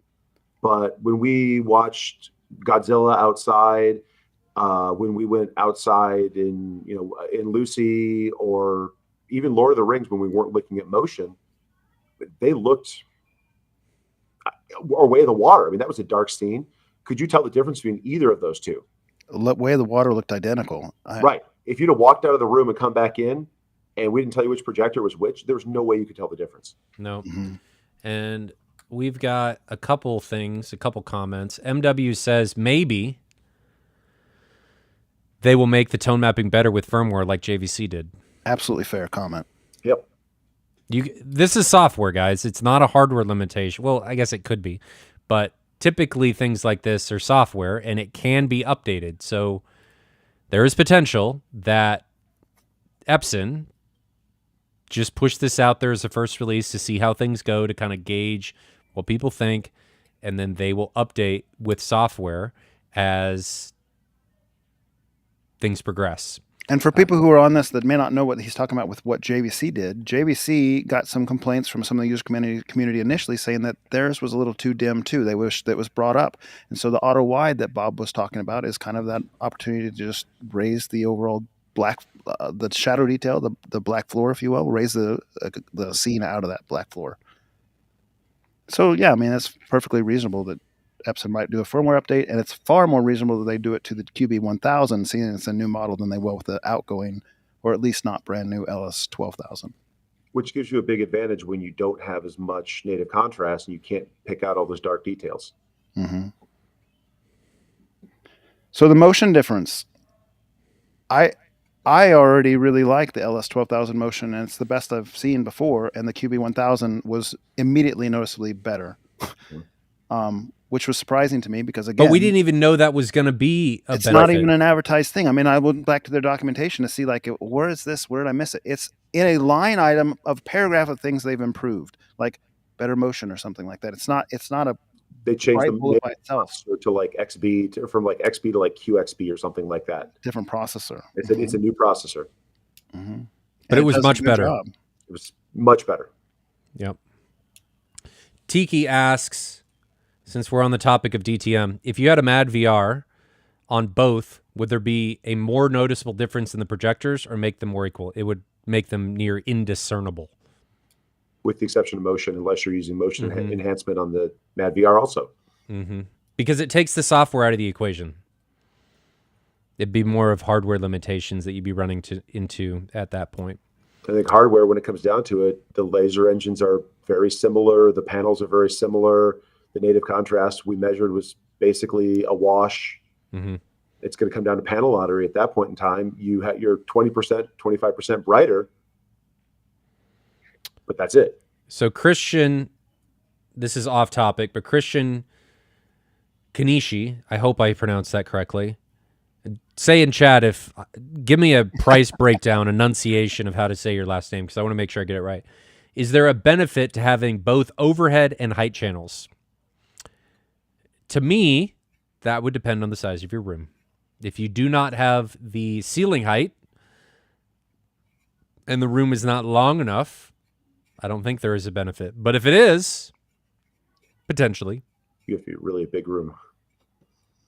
it would. You need ceiling heights because you need to be able to gain separation between your fronts to get the front heights and your rears to get the rear heights to really make that beneficial. Otherwise, they're all just going to blend together. And I know from experience because I've done it. Other than storm and turnout, those are anything that can support both types of height speakers active? I don't know. It's got to be boutique AVR. Marantz and Denon don't do it. Yamaha doesn't do it. No. Does Anthem? No, you can pick one or the other. Same. They don't have enough channels to do it. Yeah, Lindorf doesn't have enough channels. They have 16 channel limitation. So I guess it's just Storm and Trinov that can do it. Maybe there's one that we're not thinking of, but you guys are probably right. To the point that was brought up earlier, it'd have to be a huge room. I think that'd be the time where there'd be a benefit, like a large 40-foot type room. Big room. So I'm going to go back to that projector conversation because Paul has a question here. So this is subjectivity that would be where we would result here. I personally would probably, if I was buying brand new and it's $1,000 difference, that's my cap. I'd probably pay $1,000. Me personally, with my financial sensibilities, I'd pay $1,000 for the QB1000. Would I pay $3,000 more? I wouldn't, but I can see where someone might. I mean, if the motion was super important to you or the extra brightness was something you wanted to have in your back pocket to make the laser last longer, the fan, we pointed out in the review, the fan's quieter on the QB1000 up to 85% laser, where the LS12000 ramps up at 75% laser. So you got that extra brightness, plus you got an extra 10% laser that you can turn it up without making the fan ramp up. So those things are reasons. And the dynamic tone mapping is nice and will probably have a potential to be upgraded more. So sure, we were sitting a foot away from the front of those projectors, and they were not loud. And they were at 100% laser. They were 100%. They were quiet. Super quiet. Another difference that I don't think is talked about is the QB does not come with a mount. Yeah, that seems kind of strange, doesn't it? Doesn't it? Seems like they should have continued. I thought it did, and then I got the box. I'm like, this is really small. Because the 12,000 came with a mount. So it was off the 60 line then. It's the same Chief mount that they've had for years. Yeah. The 5,000 line didn't have the mounts. So if you had a 50-40 or 50-50, 50, those didn't come with. Oh, I see what you mean. The 60 versions did because they were the dealer product or the installer product. Yeah. So that was a difference. I was talking to one of the guys in Kansas City group, and I was thinking, like, all right, so if I was going to spend $8,000 on the QB1000, if I had what do I do instead? If I had a fixed screen, a 16:9 instance, a fixed screen, and I never was changing aspect ratio, and they were a permanent installation, I'd be real tempted to go with two LS12000s and get double the brightness, because we saw that at Chirpy's house, and it was remarkable. Like, where we're talking about the difference was not very much, it was remarkable difference when they were stacked. And that would be a far more, like, if you left the room and came back in, you knew immediately which one was which, because it seemed twice as bright. Maybe that's not supposed to be that way, but it seemed twice as bright. Like, it wasn't any question. And the contrast wasn't hurt in a way that made any meaningful difference. Like when we were covering one lens with a Blu-ray cover and then dropping it, like the contrast didn't seem any worse. It just seemed that much brighter. So, that you're getting 5,000 lumens ish for the same price as the QB1000, which is 3,300. Like, I don't know. Now, as soon as you invite aspect ratio and memory lens and all that kind of stuff in there with switching, don't even bother, because when those things get off a little bit, that pixel grid gets misaligned. It doesn't look good anymore. Well, you'd need to have a very rigid mount. Absolutely. Not a ceiling mount. And even then, I mean, you'd have to rigidly attach those to some sort of superstructure, because if you've got subs blaring away in your room and you bounce that a little bit, you're getting pixels off all the time. Absolutely. You'd have to custom make a metal mount with plates to screw it into metal plates that it could not move. But I think it would be a real viable solution for the money, especially now that LS12000s can be found on the used market. Like, you could, I was really impressed with that setup. That's the way I'd pursue it myself if I had $8,000 to spend. So Christian's asking, so you're saying you're better off with an LS12000 with an NV core versus the QB1000? Probably so. Except for at that point, now you're spinning 5 for the projector and 5 for the NV core. Are you better off just going with like a JVC at that point, like an NZ700? But you're not gaining anything at that point. Maybe you're gaining contrast. And again, you're missing the biggest feature that we noticed out of the QB, which was the motion enhancement, because you're not getting that in an NV core. That's fair. You're getting the tone mapping and you're getting the nonlinear stretch, but you're not getting the motion. One advantage, though, to the NV core is even if you upgrade the projector, you can still use the NV. It's not like it goes with the projector. So that is an investment more. Mm-hmm. Ray says, look at this. In Germany, the LS12000 and the QB1000 are exactly 1,000 apart. That's WTF, Epson. If that MSRP was $6,000, I would have already ordered one. So that's how I feel about it. That's telling. Mm-hmm. It's a good projector. It is a good projector. It's just. And let me rephrase that. I probably wouldn't have ordered it blind because I don't really feel comfortable doing that. But after seeing it and the better motion and so forth, I think I probably would order it. Would have been on over at Ryan's house the other week and just been like, yep, put an order in one in for me. Yeah. I mean, there's no way in which the LS12000 was better. Mm-hmm. No. It was either plain it's an incremental improvement, above. But it's not an evolutionary step. I mean, there's just not a massive difference between the two. To be clear, to reiterate what Bob just said, the QB1000 is just better than the LS12000. The thing we are trying to differentiate here on and illuminate people on is it worth it? Yeah, and that's such a subjective question. That it is very subjective. 3 different answers among the 3 of us. Yes. So for some people, it will absolutely be worth it. For some others, it will not. If you want the motion, it's definitely better. Mm-hmm. And the noise. Not that the LS12000 was loud to begin with, but like I said, I said this online or on the forum. My NZ8 is 18 inches behind me and 3.5 feet above my head, and that is significantly noisier than the QB that I was sitting a foot away from. Mm-hmm. So, I mean, they're quiet. I'm trying to think if there was anything else that we haven't talked about yet. Well, we talked about it in the video and on the forum, but it's disappointing to me that their aggressive dynamic dimming functions and the full fade to black are only available in dynamic picture mode, not available in the other picture modes, just like That's the a good point. LS12000. I don't know why Epson does that. I wish they would change that, but they probably won't since they never changed it on LS12000 through firmware, and we've been clamoring for it for 2 years. I wonder if they're worried about some sort of color shift in laser dimming like the JVCs have. Mm-hmm. I mean, that's kind of that's a reasonable expectation, I suppose, but it'd be nice to have the toggle, where I can choose, and they don't give you that. Well, but your natural modes are supposed to be, they're pre-calibrated modes, and that's you're doing power adjustment, then that takes away the purpose of their pre-calibrated modes. They give you dynamic to make it up, but so Spaceman has a question. I'm trying to determine which to get, NZ700 or Epson QB1000 on a 92-inch Screen Innovations Black Diamond 1.4 gain. Spaceman, can we be real, frank with you here? You're so close. You're so close to OLED territory at 92. You're so close.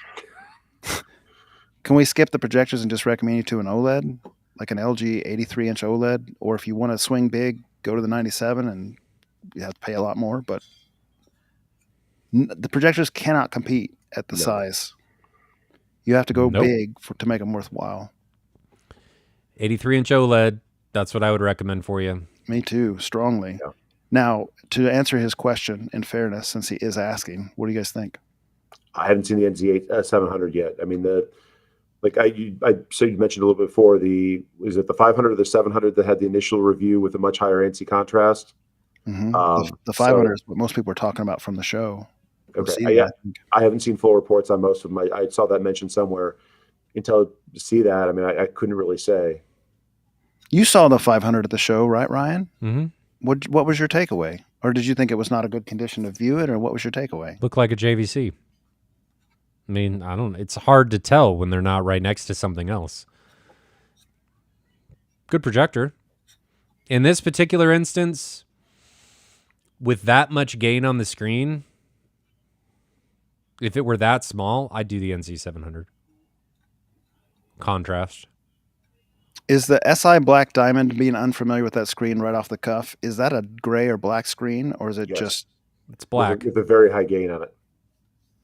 So I'd also be worried about sparkle trying to push that much light onto that, and your viewing angles are going to suffer. Yeah. So again, OLED doesn't have either of those problems. Mm-hmm. So I would do an OLED if I were you. As someone who's had an ALR screen and pushed more light onto it, the sparkle gets and the texture gets very obvious. This isn't my preference, but I've been reading this on the forum. The Hisense is coming out with a 110-inch TV very shortly, and they will probably be inexpensive, relatively, compared to like an LG that we're recommending for the OLEDs. Would you guys consider doing like a Hisense 110 if you were a spaceman? Or is that not high enough quality for your preferences? I cannot get around the blooming and stuff I always see on those TVs. Mm-hmm. I've gotten so used to what OLED delivers and what projectors deliver, I can't do it with the backlights. Mm-hmm. Even though they have 5 zillion backlights, it's still not a 1-to-1 for pixels, and you see blooming. I just cannot. I cannot look past it.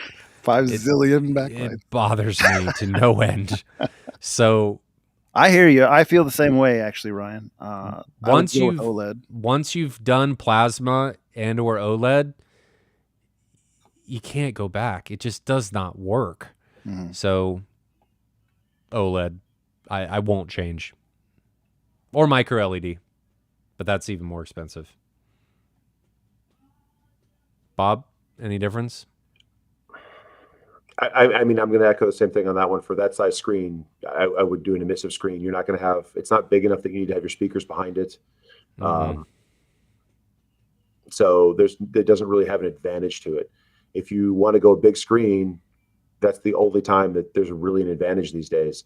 We're getting so close on panel technology that unless you want to keep speakers behind your screen, they're in a losing standpoint right now. I mean, the panels are just so good.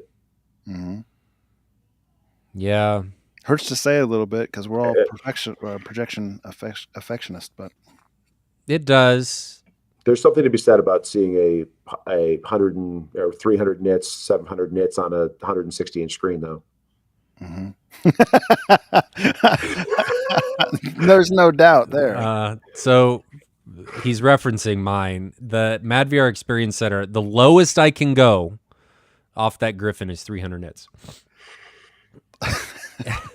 And the highest I can go is about 800. And it is, for anybody thinking that that's too bright, it is. It's not. Okay. The 800 nits sometimes can be. When Godzilla breathes the breath weapon at you, we're gosh. Diving for it up the couch. But I think it increases the immersion to me because that is supposed to be absurdly bright. It's pretty awesome. And it is. I have that question for you, Ryan. So now that you're used to your incredible projector and you go back and you kind of watch like these little 3000 lumen projectors, are you kind of like burnt on them now? Or are you kind of like la-di-da, like the moment you see them, like, wah-wah. Like now you're listening to Radio Shack speaker equivalents when you see an Epson. It's all about perspective, right? So if I were to put them side by side on the 160-inch screen, you wouldn't even know the Epson was on at that. No.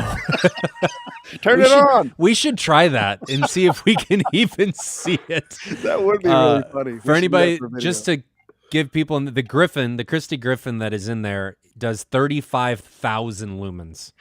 The Epson does 2,700. Well, the QB, yeah. The QB was doing 3,300. So 3,300 we're 13, something like that, times the light output. So we probably could blank it out if we wanted to.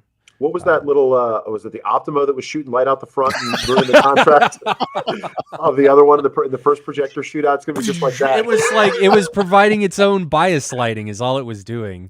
That was so funny. It had that man. fan vent on the front that was angled like forward and sideways, and all the spill light from the bulb just came out of it. Gosh, that was funny.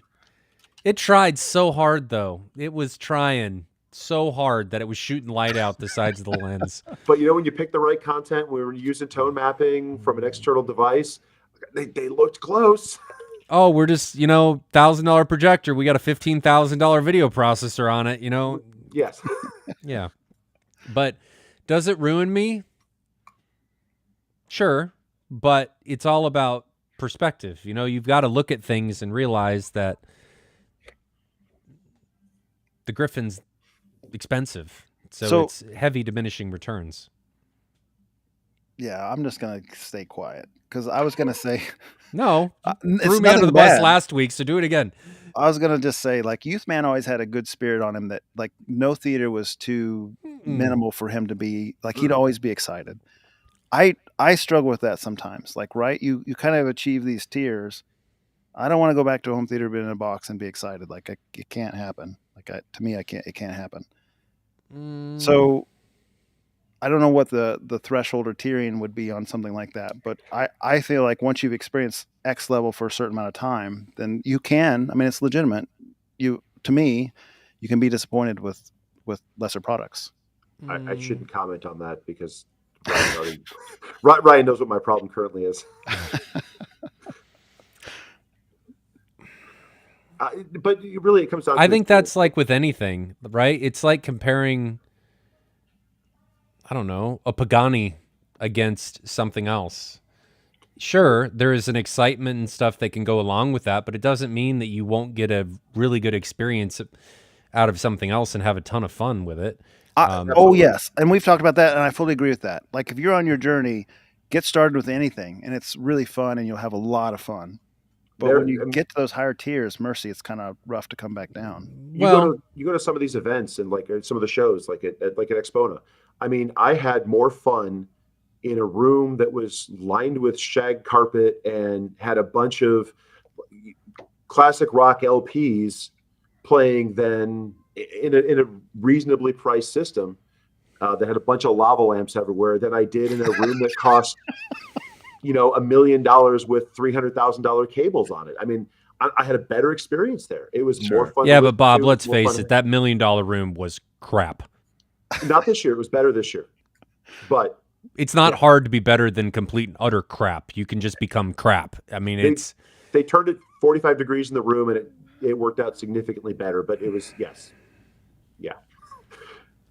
Fair. And they look like big salt shakers, so that's kind of cool. They do. Somebody was asking, Peter asked, what's the contrast on the Griffin? The Griffin's contrast with the ultra high contrast lens is 5,000:1.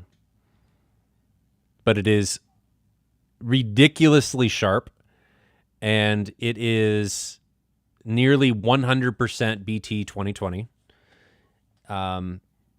It's a different experience. It's hard to really describe until you get in front of it, especially with the brightness and being able to see what HDR can be like.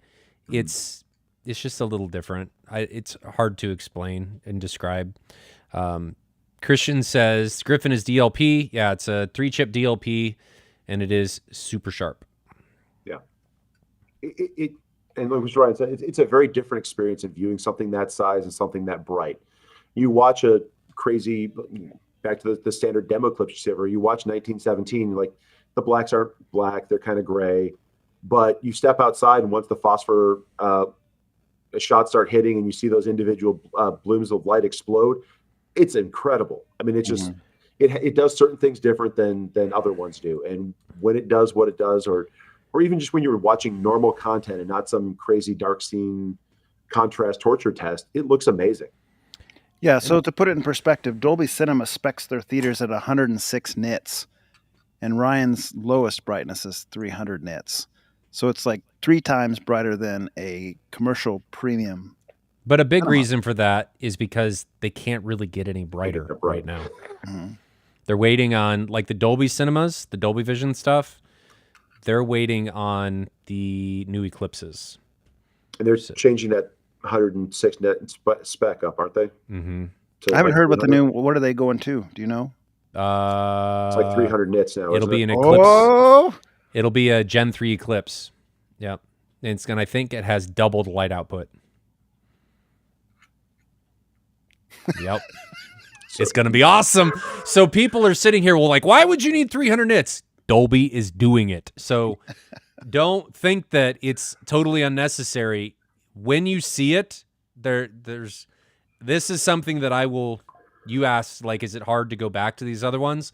Once you get used to that, there's no going back, right? Mm-hmm. Once you experience that and see content like that, it's really difficult to go back to something else.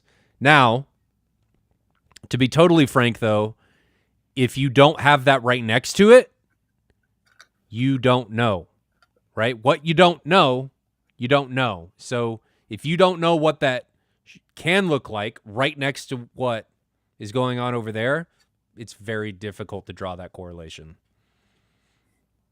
So, food for thought. Paul asks with a super chat, about to set up my first dedicated room, have about 10K for a projector. What you selling me? 150-inch screen. I actually like that question because it's like, what would you do with 10K? On a 150-inch screen, what would you do? What kind of 150-inch screen, though? Is it an AT screen? That's a great question. Paul, because what kind of screen? Difference. And full light control? Let's say you're on Unity Gain. Full light control room. What would you do? Well, at that point, I mean, at 150-inch screen, if it's a Unity or even like a 1.3 gain screen, you're going to be pretty happy with 3,300 nits out of an Epson.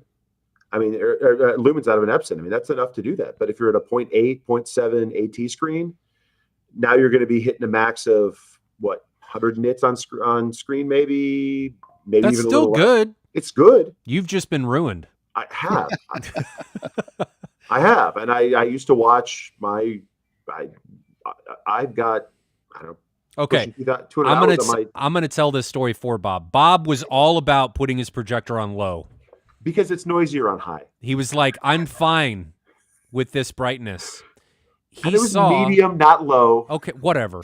He saw the Griffin at 300 nits, and he calls me or texts me and says, "I'm on high. I can't go back." I the last 6 or 8 movies I've watched have been on high. And so that's like 65-foot candles plus a 1.3 gain screen. So I'm 250 nits or something. Because I've got a 120-inch 1.3 gain screen right now. So it's not AT. But if I go to acoustically transparent, I go from 1.3 gain to 0.7. Mm-hmm. Mm-hmm.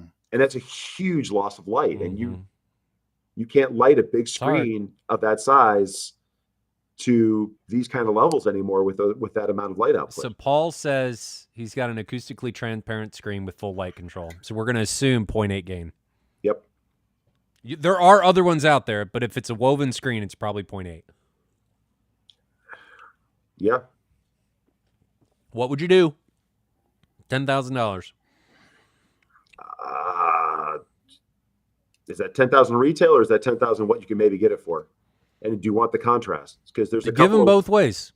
There's a couple of light cannons out there that are in the 8,000 lumen range that are 12K, 10K. They're single chip DLP, so they're 1,500 to 1 contrast. Are you talking about the Christie 860? The Christie 860, a couple other ones in that same market too, from more commercial brands that can do that. And then I don't know what the Epson's a little bit more. That's going to be 6,000 lumens for the QB1000. It looks like from their specs, it's going to have the same processor as the 1000. No, but it's got a slightly different processor. It doesn't support HDR10 plus. I thought it was running the same processor. I don't know if it was running the same specs. I think it said the QBX processor. I'll just double check real quick because you might be right, but I know it doesn't support the same HDR standard, so I figured. Yeah, I think it has a different input board, and it lost some of the other features, but I don't think there's been any measurements out there on what native contrast on those things is. For what? I mean, if it was the new Epsons, There is. Is there contrast? They're not public. Okay, so take that for. I mean, just use your imagination. I mean, my guess would be they're going to be 2,500 or in the 2,500 to 1 range. I mean, that's kind of what their commercial stuff has been.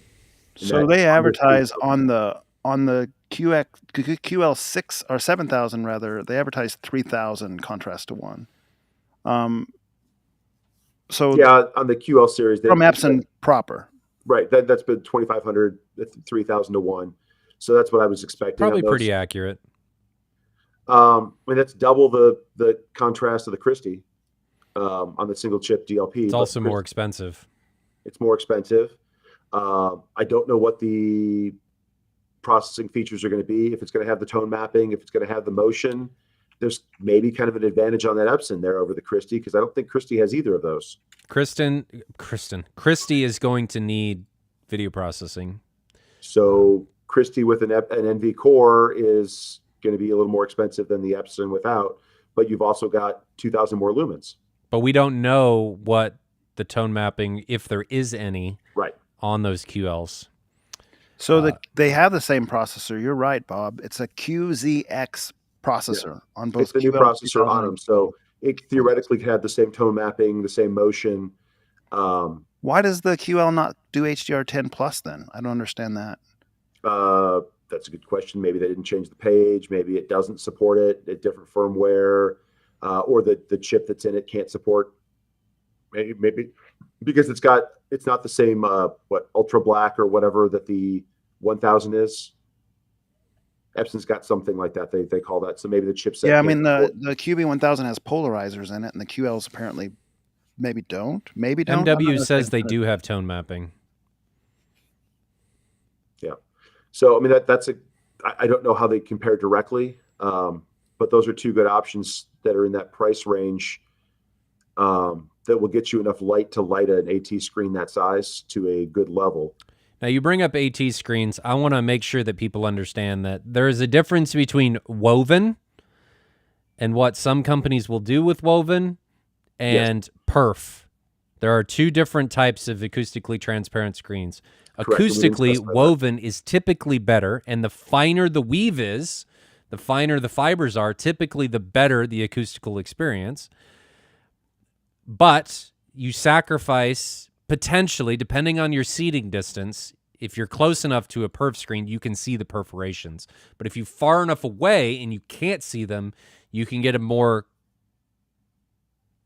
intuitive screen, and you can get a higher gain. So like Stuart makes a StudioTech 130 microperf or ultra perf, which gives you a true 1.3 gain on an acoustically transparent screen.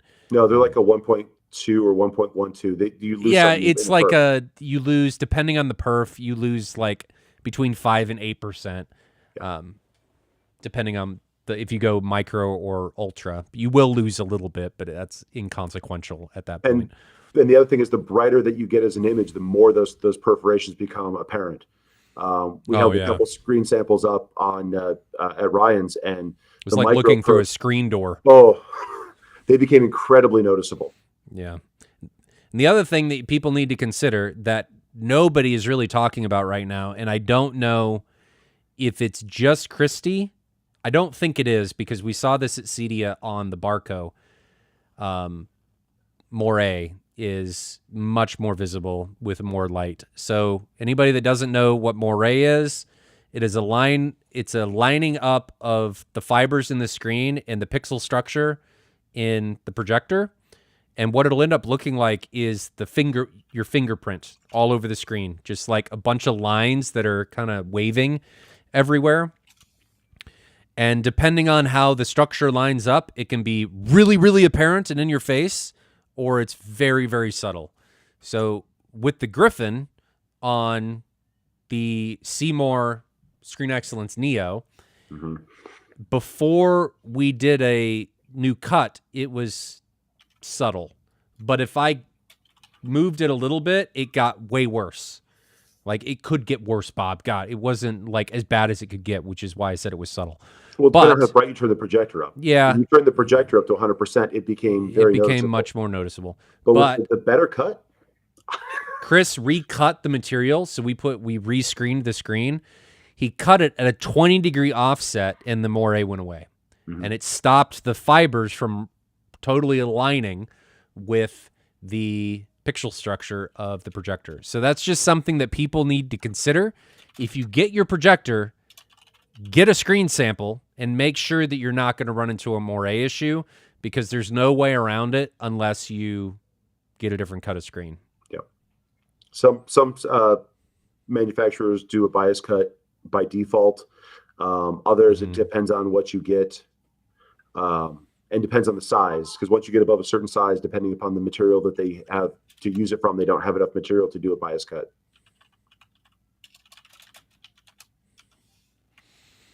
Somebody was asking, I think it was Christian, are we going to get the QL3000?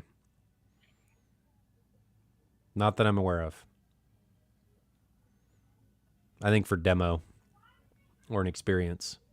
So, no, not that I'm aware of. Not unless somebody wants to buy one and then allow us to look at it first, which the two gentlemen that did it previously, very, very generous of you to allow us to do that. We made sure to drop them a couple times to break them in for you. No. Trying to see if there's any other questions.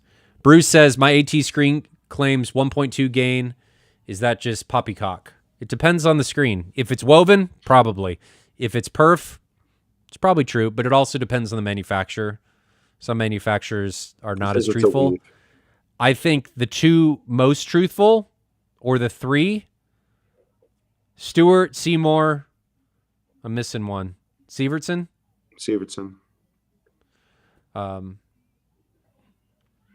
They usually, what they say is what they actually are, but I think the Sievertson's ones, they're non-AT screens, and their micro perfs are probably pretty accurate.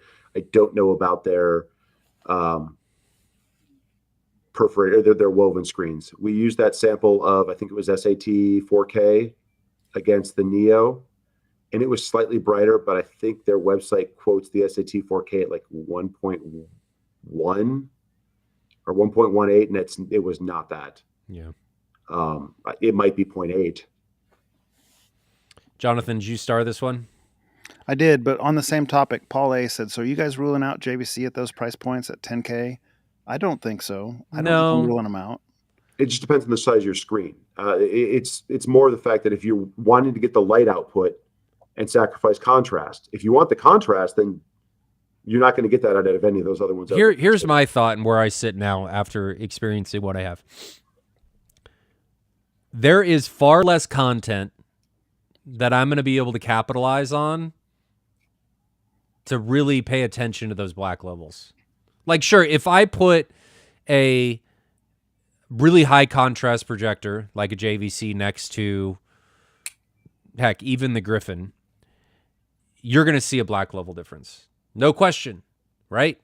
1917, waking up at the bottom of the stairs. Let's be clear, on the dim dark scenes, not really the interest scenes. Well, I'm saying, like, even the kaleidoscope menus, you would absolutely see a difference in the black bars going between everything. But I don't think it really matters, because there's not enough content for me personally. This is a subjective opinion. This is not me speaking for the industry. This is simply me speaking for myself. There is not enough content right now that is super dark that convinces me that I am only buying a projector based on native contrast. I will 100% buy a projector that has good enough native contrast and that is way brighter, because most of the content is bright anyway, and that bright is going to spank anything else as long as it's got the anti-contrast and it's not just a light cannon that has no interest scene. That's my thought. What are your guys's? I agree in general. It's one of the reasons I like the Epson LS12000 better than the RS2100. But the interesting contrast was, and the motion won out for me on the Epson. That's why I liked it over the JVC. I will say, in regards to Paul's question, if you are okay buying used, some of the outgoing JVCs that are on ABS Forum classified are going for fire sale prices right now. Don't get a warranty though. You don't, but you might be able to pick up a NZ9, like the outgoing flagship, for $11,000, $10,000. If you look around, I mean, I saw one close the other day for $11,000. That's a $26,000 projector, or was. So thing had like 750 hours on it. It's barely used. Jonathan hated that image. That was a really good image, coupled with a Mad VR. That NZ9. It was a 135-inch screen, diagonal, fully calibrated. We hit 150 nits. It was a good image. It was beautiful. It was really good. Would I go back? No. But it was really, really good. But you really went to AT now also, though. And if you had taken that same projector on that same size screen, your 150 nits would have been 100 or 80. Yeah. I was also thinking about the NX9, but I don't think that has the brightness to be in the conversation, because wasn't that only like less than 2,000 nits or in that ballpark? Or, I'm sorry, 2,000 lumens. NX9, like the old bulb-based JVC flagship. I feel like it was. I see those go for. I saw one of those close for 4,000 on AVS. Jeez, that's low, right? I mean, it's going to come down to really the size of your screen and whether your screen is acoustically transparent. I mean, if you're running a solid screen with a mild gain on a reasonable size, like 135 or smaller, a JVC is going to be an excellent projector for that, because it's got enough light to light it to a good level, and it has the blacks to go along with it. And it's going to crush everything else because you're not trying to push it beyond what it can light. But once you get beyond that, the JVCs don't have the brightness, and there's really what, two projectors that have high brightness and high contrast, and they're astronomical in price. Mm-hmm. Well, three projectors, but they're all from the same company. So what would you do, Jonathan? What projector would you choose? Well, if I am ignoring my bias towards, and let's be clear about this, because I think you've given some used options. If you had to buy new, but if you had to buy new, what would you get? What's the NZ800 cost? Is that like 16,000? So it's out of the conversation. Mm-hmm. Then you're back in Epson territory, and I don't. If you have to buy new, then I'm at a Q. Are we talking street price? Or are we talking? Because I guess I'm just at a QB1000. Because it's 1,000 lumens brighter than the NZ700, and he needs that for 100 for that 150-inch screen. Yeah. How much is the QL3000? 15K. 15K. Yeah, QB. So I mean, you're talking. All right, you're talking NZ700. That's 9,000. You're talking QB1000, which is 8,000. Sony, QB's brighter. Sony doesn't have anything in that. I thought they went up in price this next round, right? And if you buy their entry-level model, it doesn't have like lens shift and zoom and lens memory. It doesn't have a mechanized lens. Nope. Which is nonsense for the price. Mm-hmm. For a big screen, the QB has a lot of features. And if you want to stretch, I have not seen it, so I mean, I can't say anything. If it specs out the way that is probably, that's true, that's right. There's no lens on that at 15K. On the the 3000, on the QL3000 doesn't have a lens. But I looked those lenses up that you can find used lenses for that. They're dirt cheap on eBay used, but now we're back at used territory. I mean, I'm not talking like $300 for one of those lenses, because it's the same lens that they've used in their commercial for years forever. Yeah, yes. So you can find a lens for that for not a lot. They are $1,800 new and $300 on eBay. Now I know I'm buying a used lens at that kind of price discrepancy. Yeah. Okay, Bob, what would you do? Given what I've seen at your house and where I'm planning on going, I would probably try to get the brightness. So what would you do? Had to buy new. I would try to go QB3000. QL3000? With QL3000. But how are you going to do that at $10,000? That's the problem. It's going to be more. He's delivering pizzas for a year. I mean, it's. Here's your budget. And Bob's just like, get out of here. So if I was trying to stay within budget, I would do the only one I'm going to get close on brightness would probably be the QB, the 1000. It's got the brightness. You're not pushing at that size. I don't think the blacks are going to help you with the amount of light you're going to push. So you're going to be dim anyway on a 150 AT. Mm-hmm. So we're going round and round a little bit, but would you do a Mad VR core with the LS12000 to get your 10 grand versus a QB1000 for 8 with no Mad VR? I might say yes. Because at that point you got all the little niceties of Mad VR. You got the elevating of the black levels, which can, with the elevation of the frame, it will overcome that 25% brightness and subjectivity. Like you can elevate it to preference on those dim dark scenes. I given the more that I've been playing or seeing stuff on the Mad VR, and honestly really kind of liking the nonlinear stretch. Mm-hmm. And that's the other advantage to that is because you get that on the core, don't you? Mm-hmm. You get to use your whole screen all the time. Yeah, and that's something not to consider. A bad option. And the core's a nice. It's got a couple of really good features on it right now. Yep. I'm probably going to be one of the two Epsons.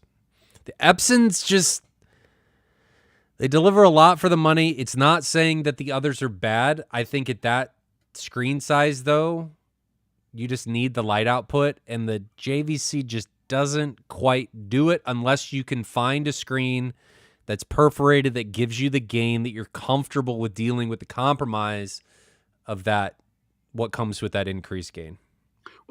But you've also got to look at it, and you're going to calibrate it as well. So, I mean, a JVC NZ8 calibrated, I mean, I've got 1,700 hours on mine right now, and I'm still 2,500 lumens or close to it because I've spent most of those hours watching it in low. But you know, it's a good amount of light. And back to that comparison back and forth, are you going to notice the difference between 2,500 calibrated and 3,000 calibrated? Probably not. We didn't. Probably not. But are we going to notice the difference in 6,000 to 1 contrast ratio versus 18 or 20? Mm-hmm. And if I was going to have an NZ700 versus an LS12000 with a Mad VR, I know exactly which direction I'm going to go. There's no question at all. Because the main benefit there is the Mad VR stays with you. Yep. It doesn't matter if you update your projector. So if you decide in a year that you want a bigger, badder projector, still got a Mad VR. And last thing I'll say, those Epsons resell like hotcakes. Everybody wants those Epsons. Is Epson's warranty transferable? I don't know, actually. JVC isn't, but I don't know about Epson. I don't know about I'll Epson. look it up real quick and see what they say. How long is their warranty? Is it 3? 3. Mm-hmm. So Christian asked another question. Why didn't JVC and Sony significantly increase their lumens with this refresh? I think that was a huge miss, especially since large TVs that are easily hitting 1,000 nits are a thing now. I don't know that they can. I kind of think we're running into a wall. I think the advantage that Epson had this line is that if you look at the specs on the QL commercial size, it's DLP. No, they're still the same thing, aren't they? No, it's not DLP, but they're doing something else. But it's still that Epson 3-chip LCD thing with the lower contrast spec. Well, they're not true 4K, are they? They're all E-shifters. No, I think they're all E-shifters, yes. The question here is about JVC or Sony. How come you guys are talking about Epson? Did I miss something? Because Epson had a commercial line that they I think they just rebranded. So they've got that QL line or whatever they call it that is in 8,000, 10,000, 13,000, whatever. It's got 8 different models. They just released it in March. There's like the 208. Mm-hmm. That one, I think those are probably very similar in parts. Epson got brought up because Epson, with their commercial projectors, using kind of a similar display technology, has a lot more light output on the commercial side. but I don't think it's quite the same. I think there is a technology difference there, and Sony Jepson. it's an e-shifter. There's some other stuff that's going on, though I don't know enough about it to even remotely talk about it. Do you know any kind of brightness specs on the JVC commercial stuff for flight sim? They're very similar. Is it similar? Okay. As far as I know. Because it's smaller cockpit size, sim size, so they don't run. I don't know. I just because they have another line that they run the technology in. I was wondering if they had something. The chassis are very similar. They're shared. They share a lot of parts. And Sony has the bigger the 380Z or whatever that one is. GTZ 380. Yeah, but it's enormous. And that's enormous. And I don't think they didn't update that this year, right? Mm-mm. Nope.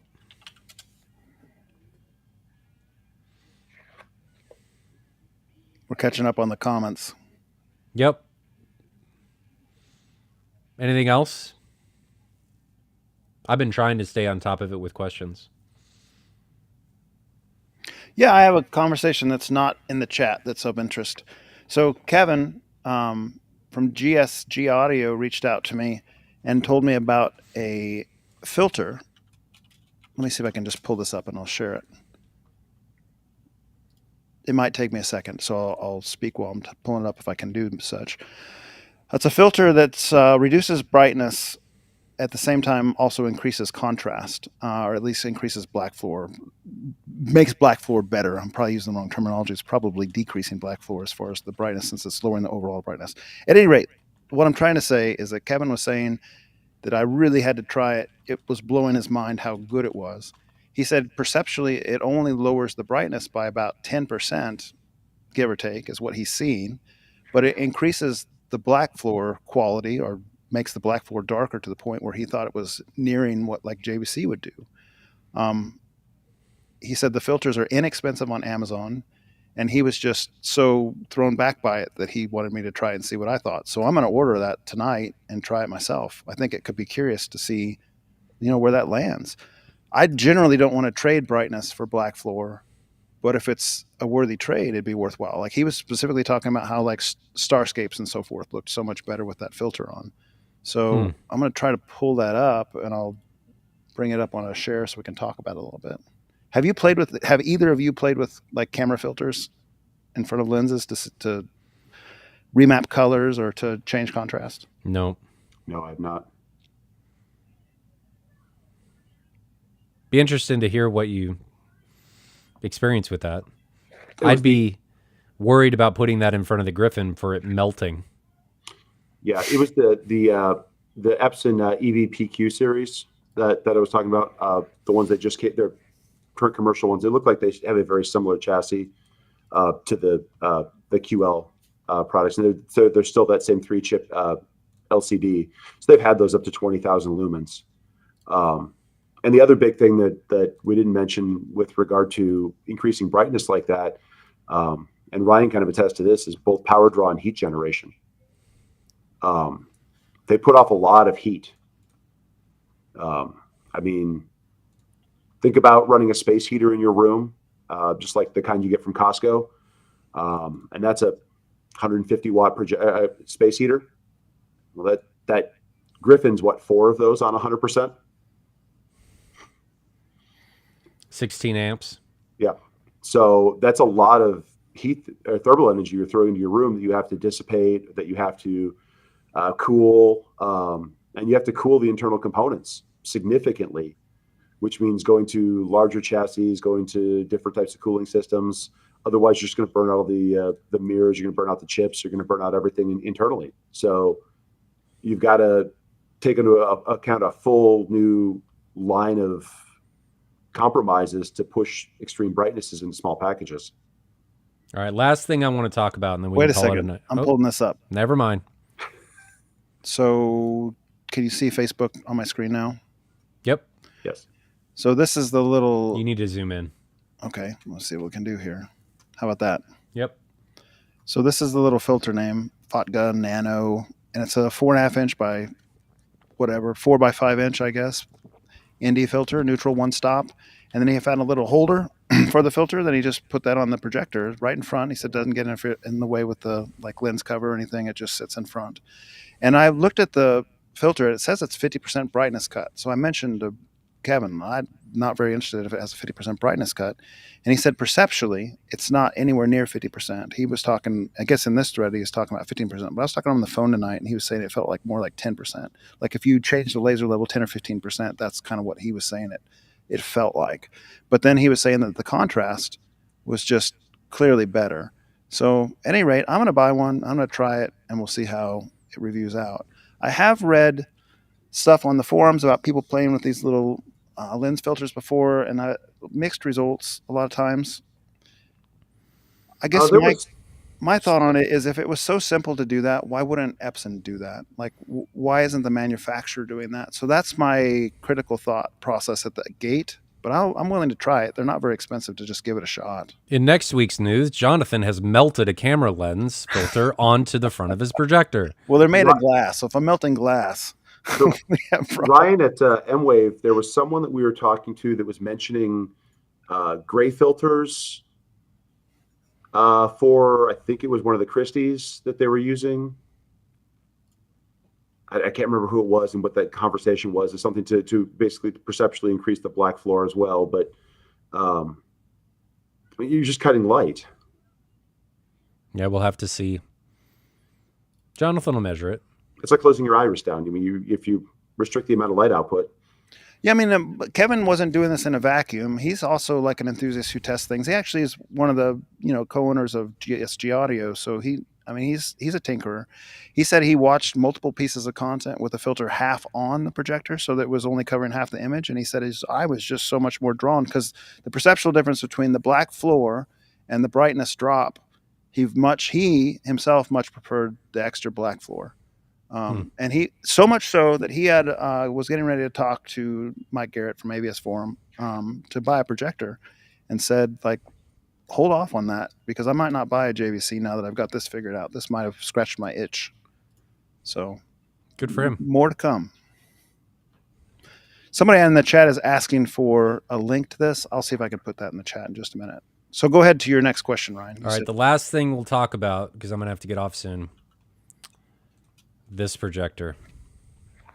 The Valerian Vision Master. That's the Facebook thing that shows up in your feed all the time? Yep. There's been a couple people that have reviewed them.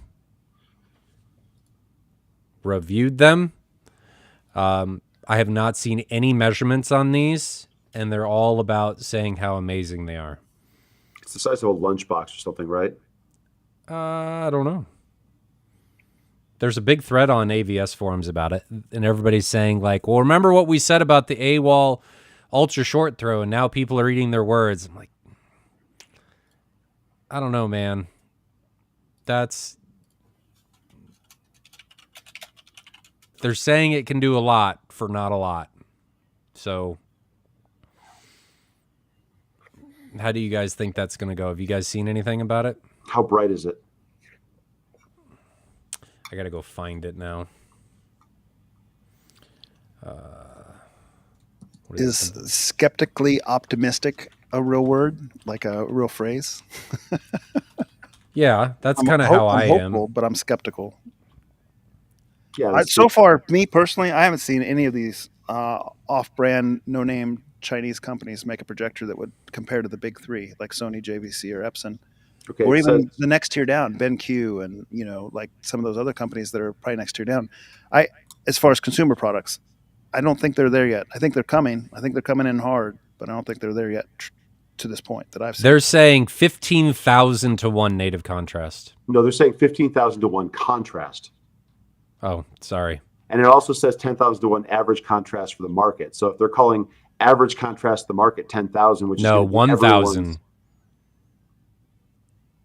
1,000. Okay, yeah. I misread that. Okay, it says 100% of 2020. Is it a 3 laser? Here you go. This is the website. I'm on the website right now. Can you see that, Jonathan? I'm still working on the filter and chat, so let me look here. Yes, I can see your screen. Hey, look, it's the Epson. Competitor 1. It does look like they use. It is. It's the LS12000. It absolutely is. Wah wah. So again, they say 15,000 to 1 with EBL, which means that's going to be a dynamic contrast ratio spec. So they're not going to have that sort of contrast. They're saying 110% of 2020. So if it's a 3 laser, maybe it says RGB laser.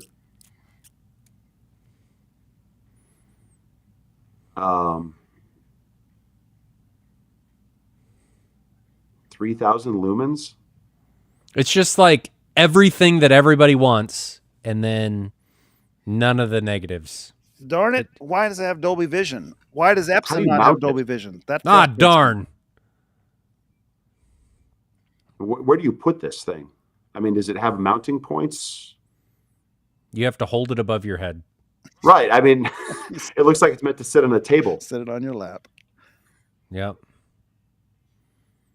This is just BS. It is absolutely Like the whole thing with 90% DCI-P3 against 110% Rec 2020. So little color is in this space in content. This is BS marketing. Okay, so it says that contrast ratio is with their enhanced iris or dynamic iris. So they're not going to be nearly that bright at that contrast ratio. That's like the JVC saying that they have, 200,000 to 1 native contrast ratio, but that's with the lens at -15 zoomed all the way out, or what the is iris at this? -15 zoomed all the way out. This looks like it was from the original Nintendo. And it's 8-bit. This is awful. Like, guys, we're going to re-compress this image so many times. It is and hilarious. then use it in our comparison. How would you even get here from this? AI enhanced imagery. It's like enhance. I can't see that license plate. Oh. Enhance. Good Lord. Oh. Well, no, if you look at those two pictures, they just zoomed out. No, he's saying, look at the left one. The left one's so blocky. It's incredibly pixelated. So it's saying that the right AI now. enhancement can make it look like a 4K image is basically what they're trying to sell here. No, and there may be some enhancement ability for that. I mean, it ain't gonna do that. I'd be surprised. This is not you're gonna ask Chat GPT every frame to enhance your image? No. We're being hard on something we haven't seen. Keep that in mind. But this is pretty egregious marketing. Well, all of them are guilty of that nonsense. Egregious marketing. I think. That bad? Maybe not that bad. Not that bad. What is this? Lens shift. Dynamic iris. Man, that laser is going through those lenses like in a perfect... Well, first off, it's not even going through the glass. It's actually firing on top through the frame. So let's be real here. Oh, man. This is Mystery Science 3000. Theater with 3000 with projector. I mean, I think it would be fun to see one of these guys, things, our lenses are so good. We don't even use them. We don't even use them. Have to go around them. What's this? An empty theater. That's throwing a giant picture. I mean, if that's filling that entire theater with that bright of an image, it's got to be amazing. Dolby might as well use that. Yeah. I mean, you can buy these for what, $1,000 or something? Wait, what's it saying about plus 26? So enhanced mode preserves 1.9 to 1 or 1.43 to 1 aspect ratio, allowing you to experience up to 26% more image content in movies. What makes this feature truly special is its ability to deliver pictures standard directly to your home, offering the same exceptional color quality, detail as in a theater. I have no idea what that just meant. Brian reached out in the chat to me on the side, and he's saying that he's pretty excited about this and that they have a little bit more than just blowhard marketing here, that there may be something in the tank. So I'll reserve judgment on it. We should as well. What if this comes out and it kind of blows our mind? Great. Yes. Great. Yeah. But off the cuff. Yeah. No, and I just always am curious about anything that shows up on Kickstarter. There's been enough Kickstarter fails out there that. But I just hate this kind of marketing because 100 inches versus 300 inches. Like if I put any projector far enough back, I can get a 300-inch screen. Well, who are they And you put comparing the the 100 I don't versus know. 300? Because what projector It's is a limited to telescopic 100, lens. except for maybe if it's an LS800 or something, or that has a fixed screen that comes with it. Well, if you've got an ultra short throw lens on this thing, I mean, you can zoom out that much for not much throw distance. Maybe. I mean, Epson's have that little periscope thing. I mean, look at how big an ultra short throw throws an image right now. 4 millisecond input lag is unheard of in a projector, really. If you take out all the image processing. But it's got AI processing. Well, it also Must be says that that's at really smart 1080p. AI. It can make 320 by 200 video look like 4K with no So- problem. Yeah, only so what does it 1080? matter? No, it's 4K. It says it is. I know, but it said the 4 milliseconds input lag is at 1080p. Look at it on the ceiling up there. It does look like the Borg spaceship. It does. Do they have dimensions on this thing? Because it looks different in every picture as how big it actually is. It looks pretty small in those pictures. Okay, so it's supposed to come out May of next year. It's $2,000, but will be $4,000 when it comes out if you don't pre-order it.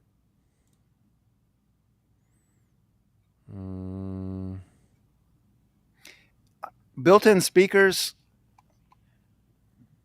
Does that put a bad taste in your mouth? Yes. It does to me too. It's like, Wasn't there something that was at M-Wave this year that had built-in speakers there was. in the projector room? There was.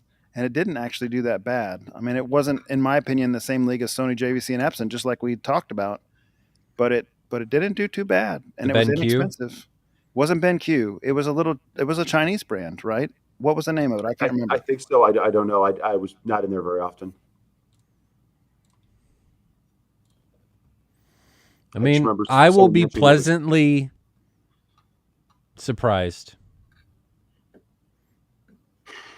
I am optimistically skeptical right now. Skeptically optimistic. Whatever. I mean, I just didn't see how big it was. I mean, if the chassis is bigger than it looks, because It's this big. 3,000 lumens. But you look at the picture from it hanging from the ceiling. I mean, it looks like a big pinata. I mean, that's not a small chassis. So it's different scale in every picture. I mean, if it's enough size to accommodate all the components, then possibly.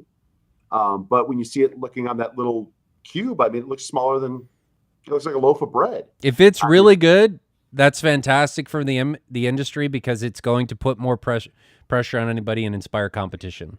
Exactly. So I think every part of the industry needs more manufacturers because it helps with competition and it spurs innovation. If you have only one manufacturer, your innovation stagnates and you don't move forward. I have a prediction. It's a nothing burger is my prediction, and I'll tell you why. You can kind of see how things trend by looking at manufacturers' prices. JVC jumped their prices up and Epson ate their lunch. JVC had to drop their prices twice last generation because Epson was eating their lunch. JVC's new generation is actually cheaper than their last generation because they didn't want to follow that same game plan. It doesn't look good when you release a product and you have to drop the prices twice. Whether it be rebates or actually dropping, it doesn't matter. They dropped the price twice. Epson, by contrast, saw, hey, we had a good run last time. We're going to go ahead and raise our prices in America, not Europe, in America. Yeah, screw the Americans. And they went too far, in my opinion. Epson took it too far. But Epson said, there's not anything that can compete with us on brightness. We're going to go ahead and raise our prices. So the industry hasn't like the three main players, and Sony just raises their prices because they can, because they're they Sony. can. Yes. So all three of the major players either raise their prices or basically, if you want to say it this way, JVC maintained price because they matched their come down price from last generation. So all three big players either maintained or raised their prices this generation, which means they're not fearing the little guy right now.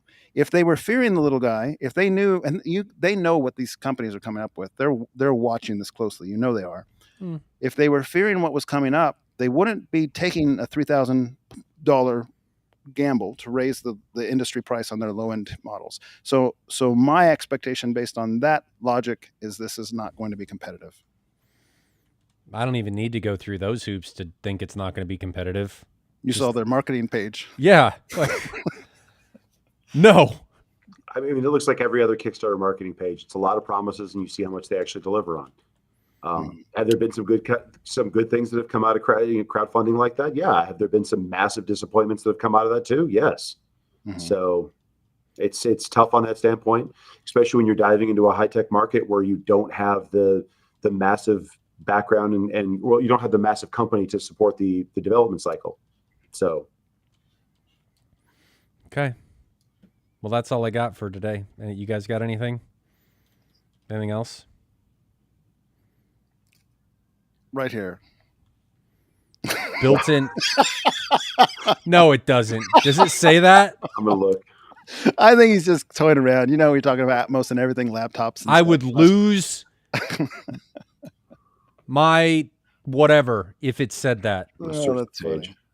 I did too. I did that, but I didn't see it. I don't see Atmos popping up. I think it's totally a joke, fellas, but it's pretty funny. Oh my gosh, I would lose it if that was actually happening. And, but it's got USB 3 and Wi-Fi 6E. Brian's right. We're gonna have to eat a lot of crow if that thing rocks. I will do that. I won't eat a real crow, but I will. You know, it has two 12-watt built-in speakers. So, okay. This is a good way to end it right here. Time will tell. Time will tell. That's true. I hope I am wrong. I want more for the industry. So don't take me saying all this as just being a butthole. I mean, honestly, it'd be great for the casual user because the more people that get back in projectors, the more that the bigger companies that have the resources are going to continue to develop projectors and not just go for large format screens. Okay. And I think this leads perfectly into next week's conversation, which is everything you read on the internet true? It's on the internet. It's on the internet. And a company is saying that, and I don't think a company would lie. Right? Right, Bob? Right, Jonathan? Companies always have your best interest at heart. Oh, yeah. That's just why they all publish their full specs on everything. Best interest in your wallet. Anyway, we'll talk about that next week. And if you guys don't have anything else, Bob? Jonathan? No, Bob, thanks for joining us tonight. It's Absolutely. Nice yep. and Tons of fun. Have me on. Yep. Ryan? So, I got nothing else. Replace that pie hole. No. That one's done. But guys, if you guys need anything, if you need any equipment, need any conversations, feel free to reach out to Ryan at hometheatersavants.com. Happy to help you out, see if there's anything we can do, even if it's talk you off the ledge of spending money. But until next time, join us next week for finding out if manufacturers and if anything on the internet you read is true. We'll see you next Friday. Next Friday, right? Because we keep getting this wrong. And it's probably me. It is me. It's not probably. It is me that keeps causing that problem. So Friday's next Friday? fine. Next Friday? Friday's fine. Yes. Okay. So next Friday, 7 p.m. Central.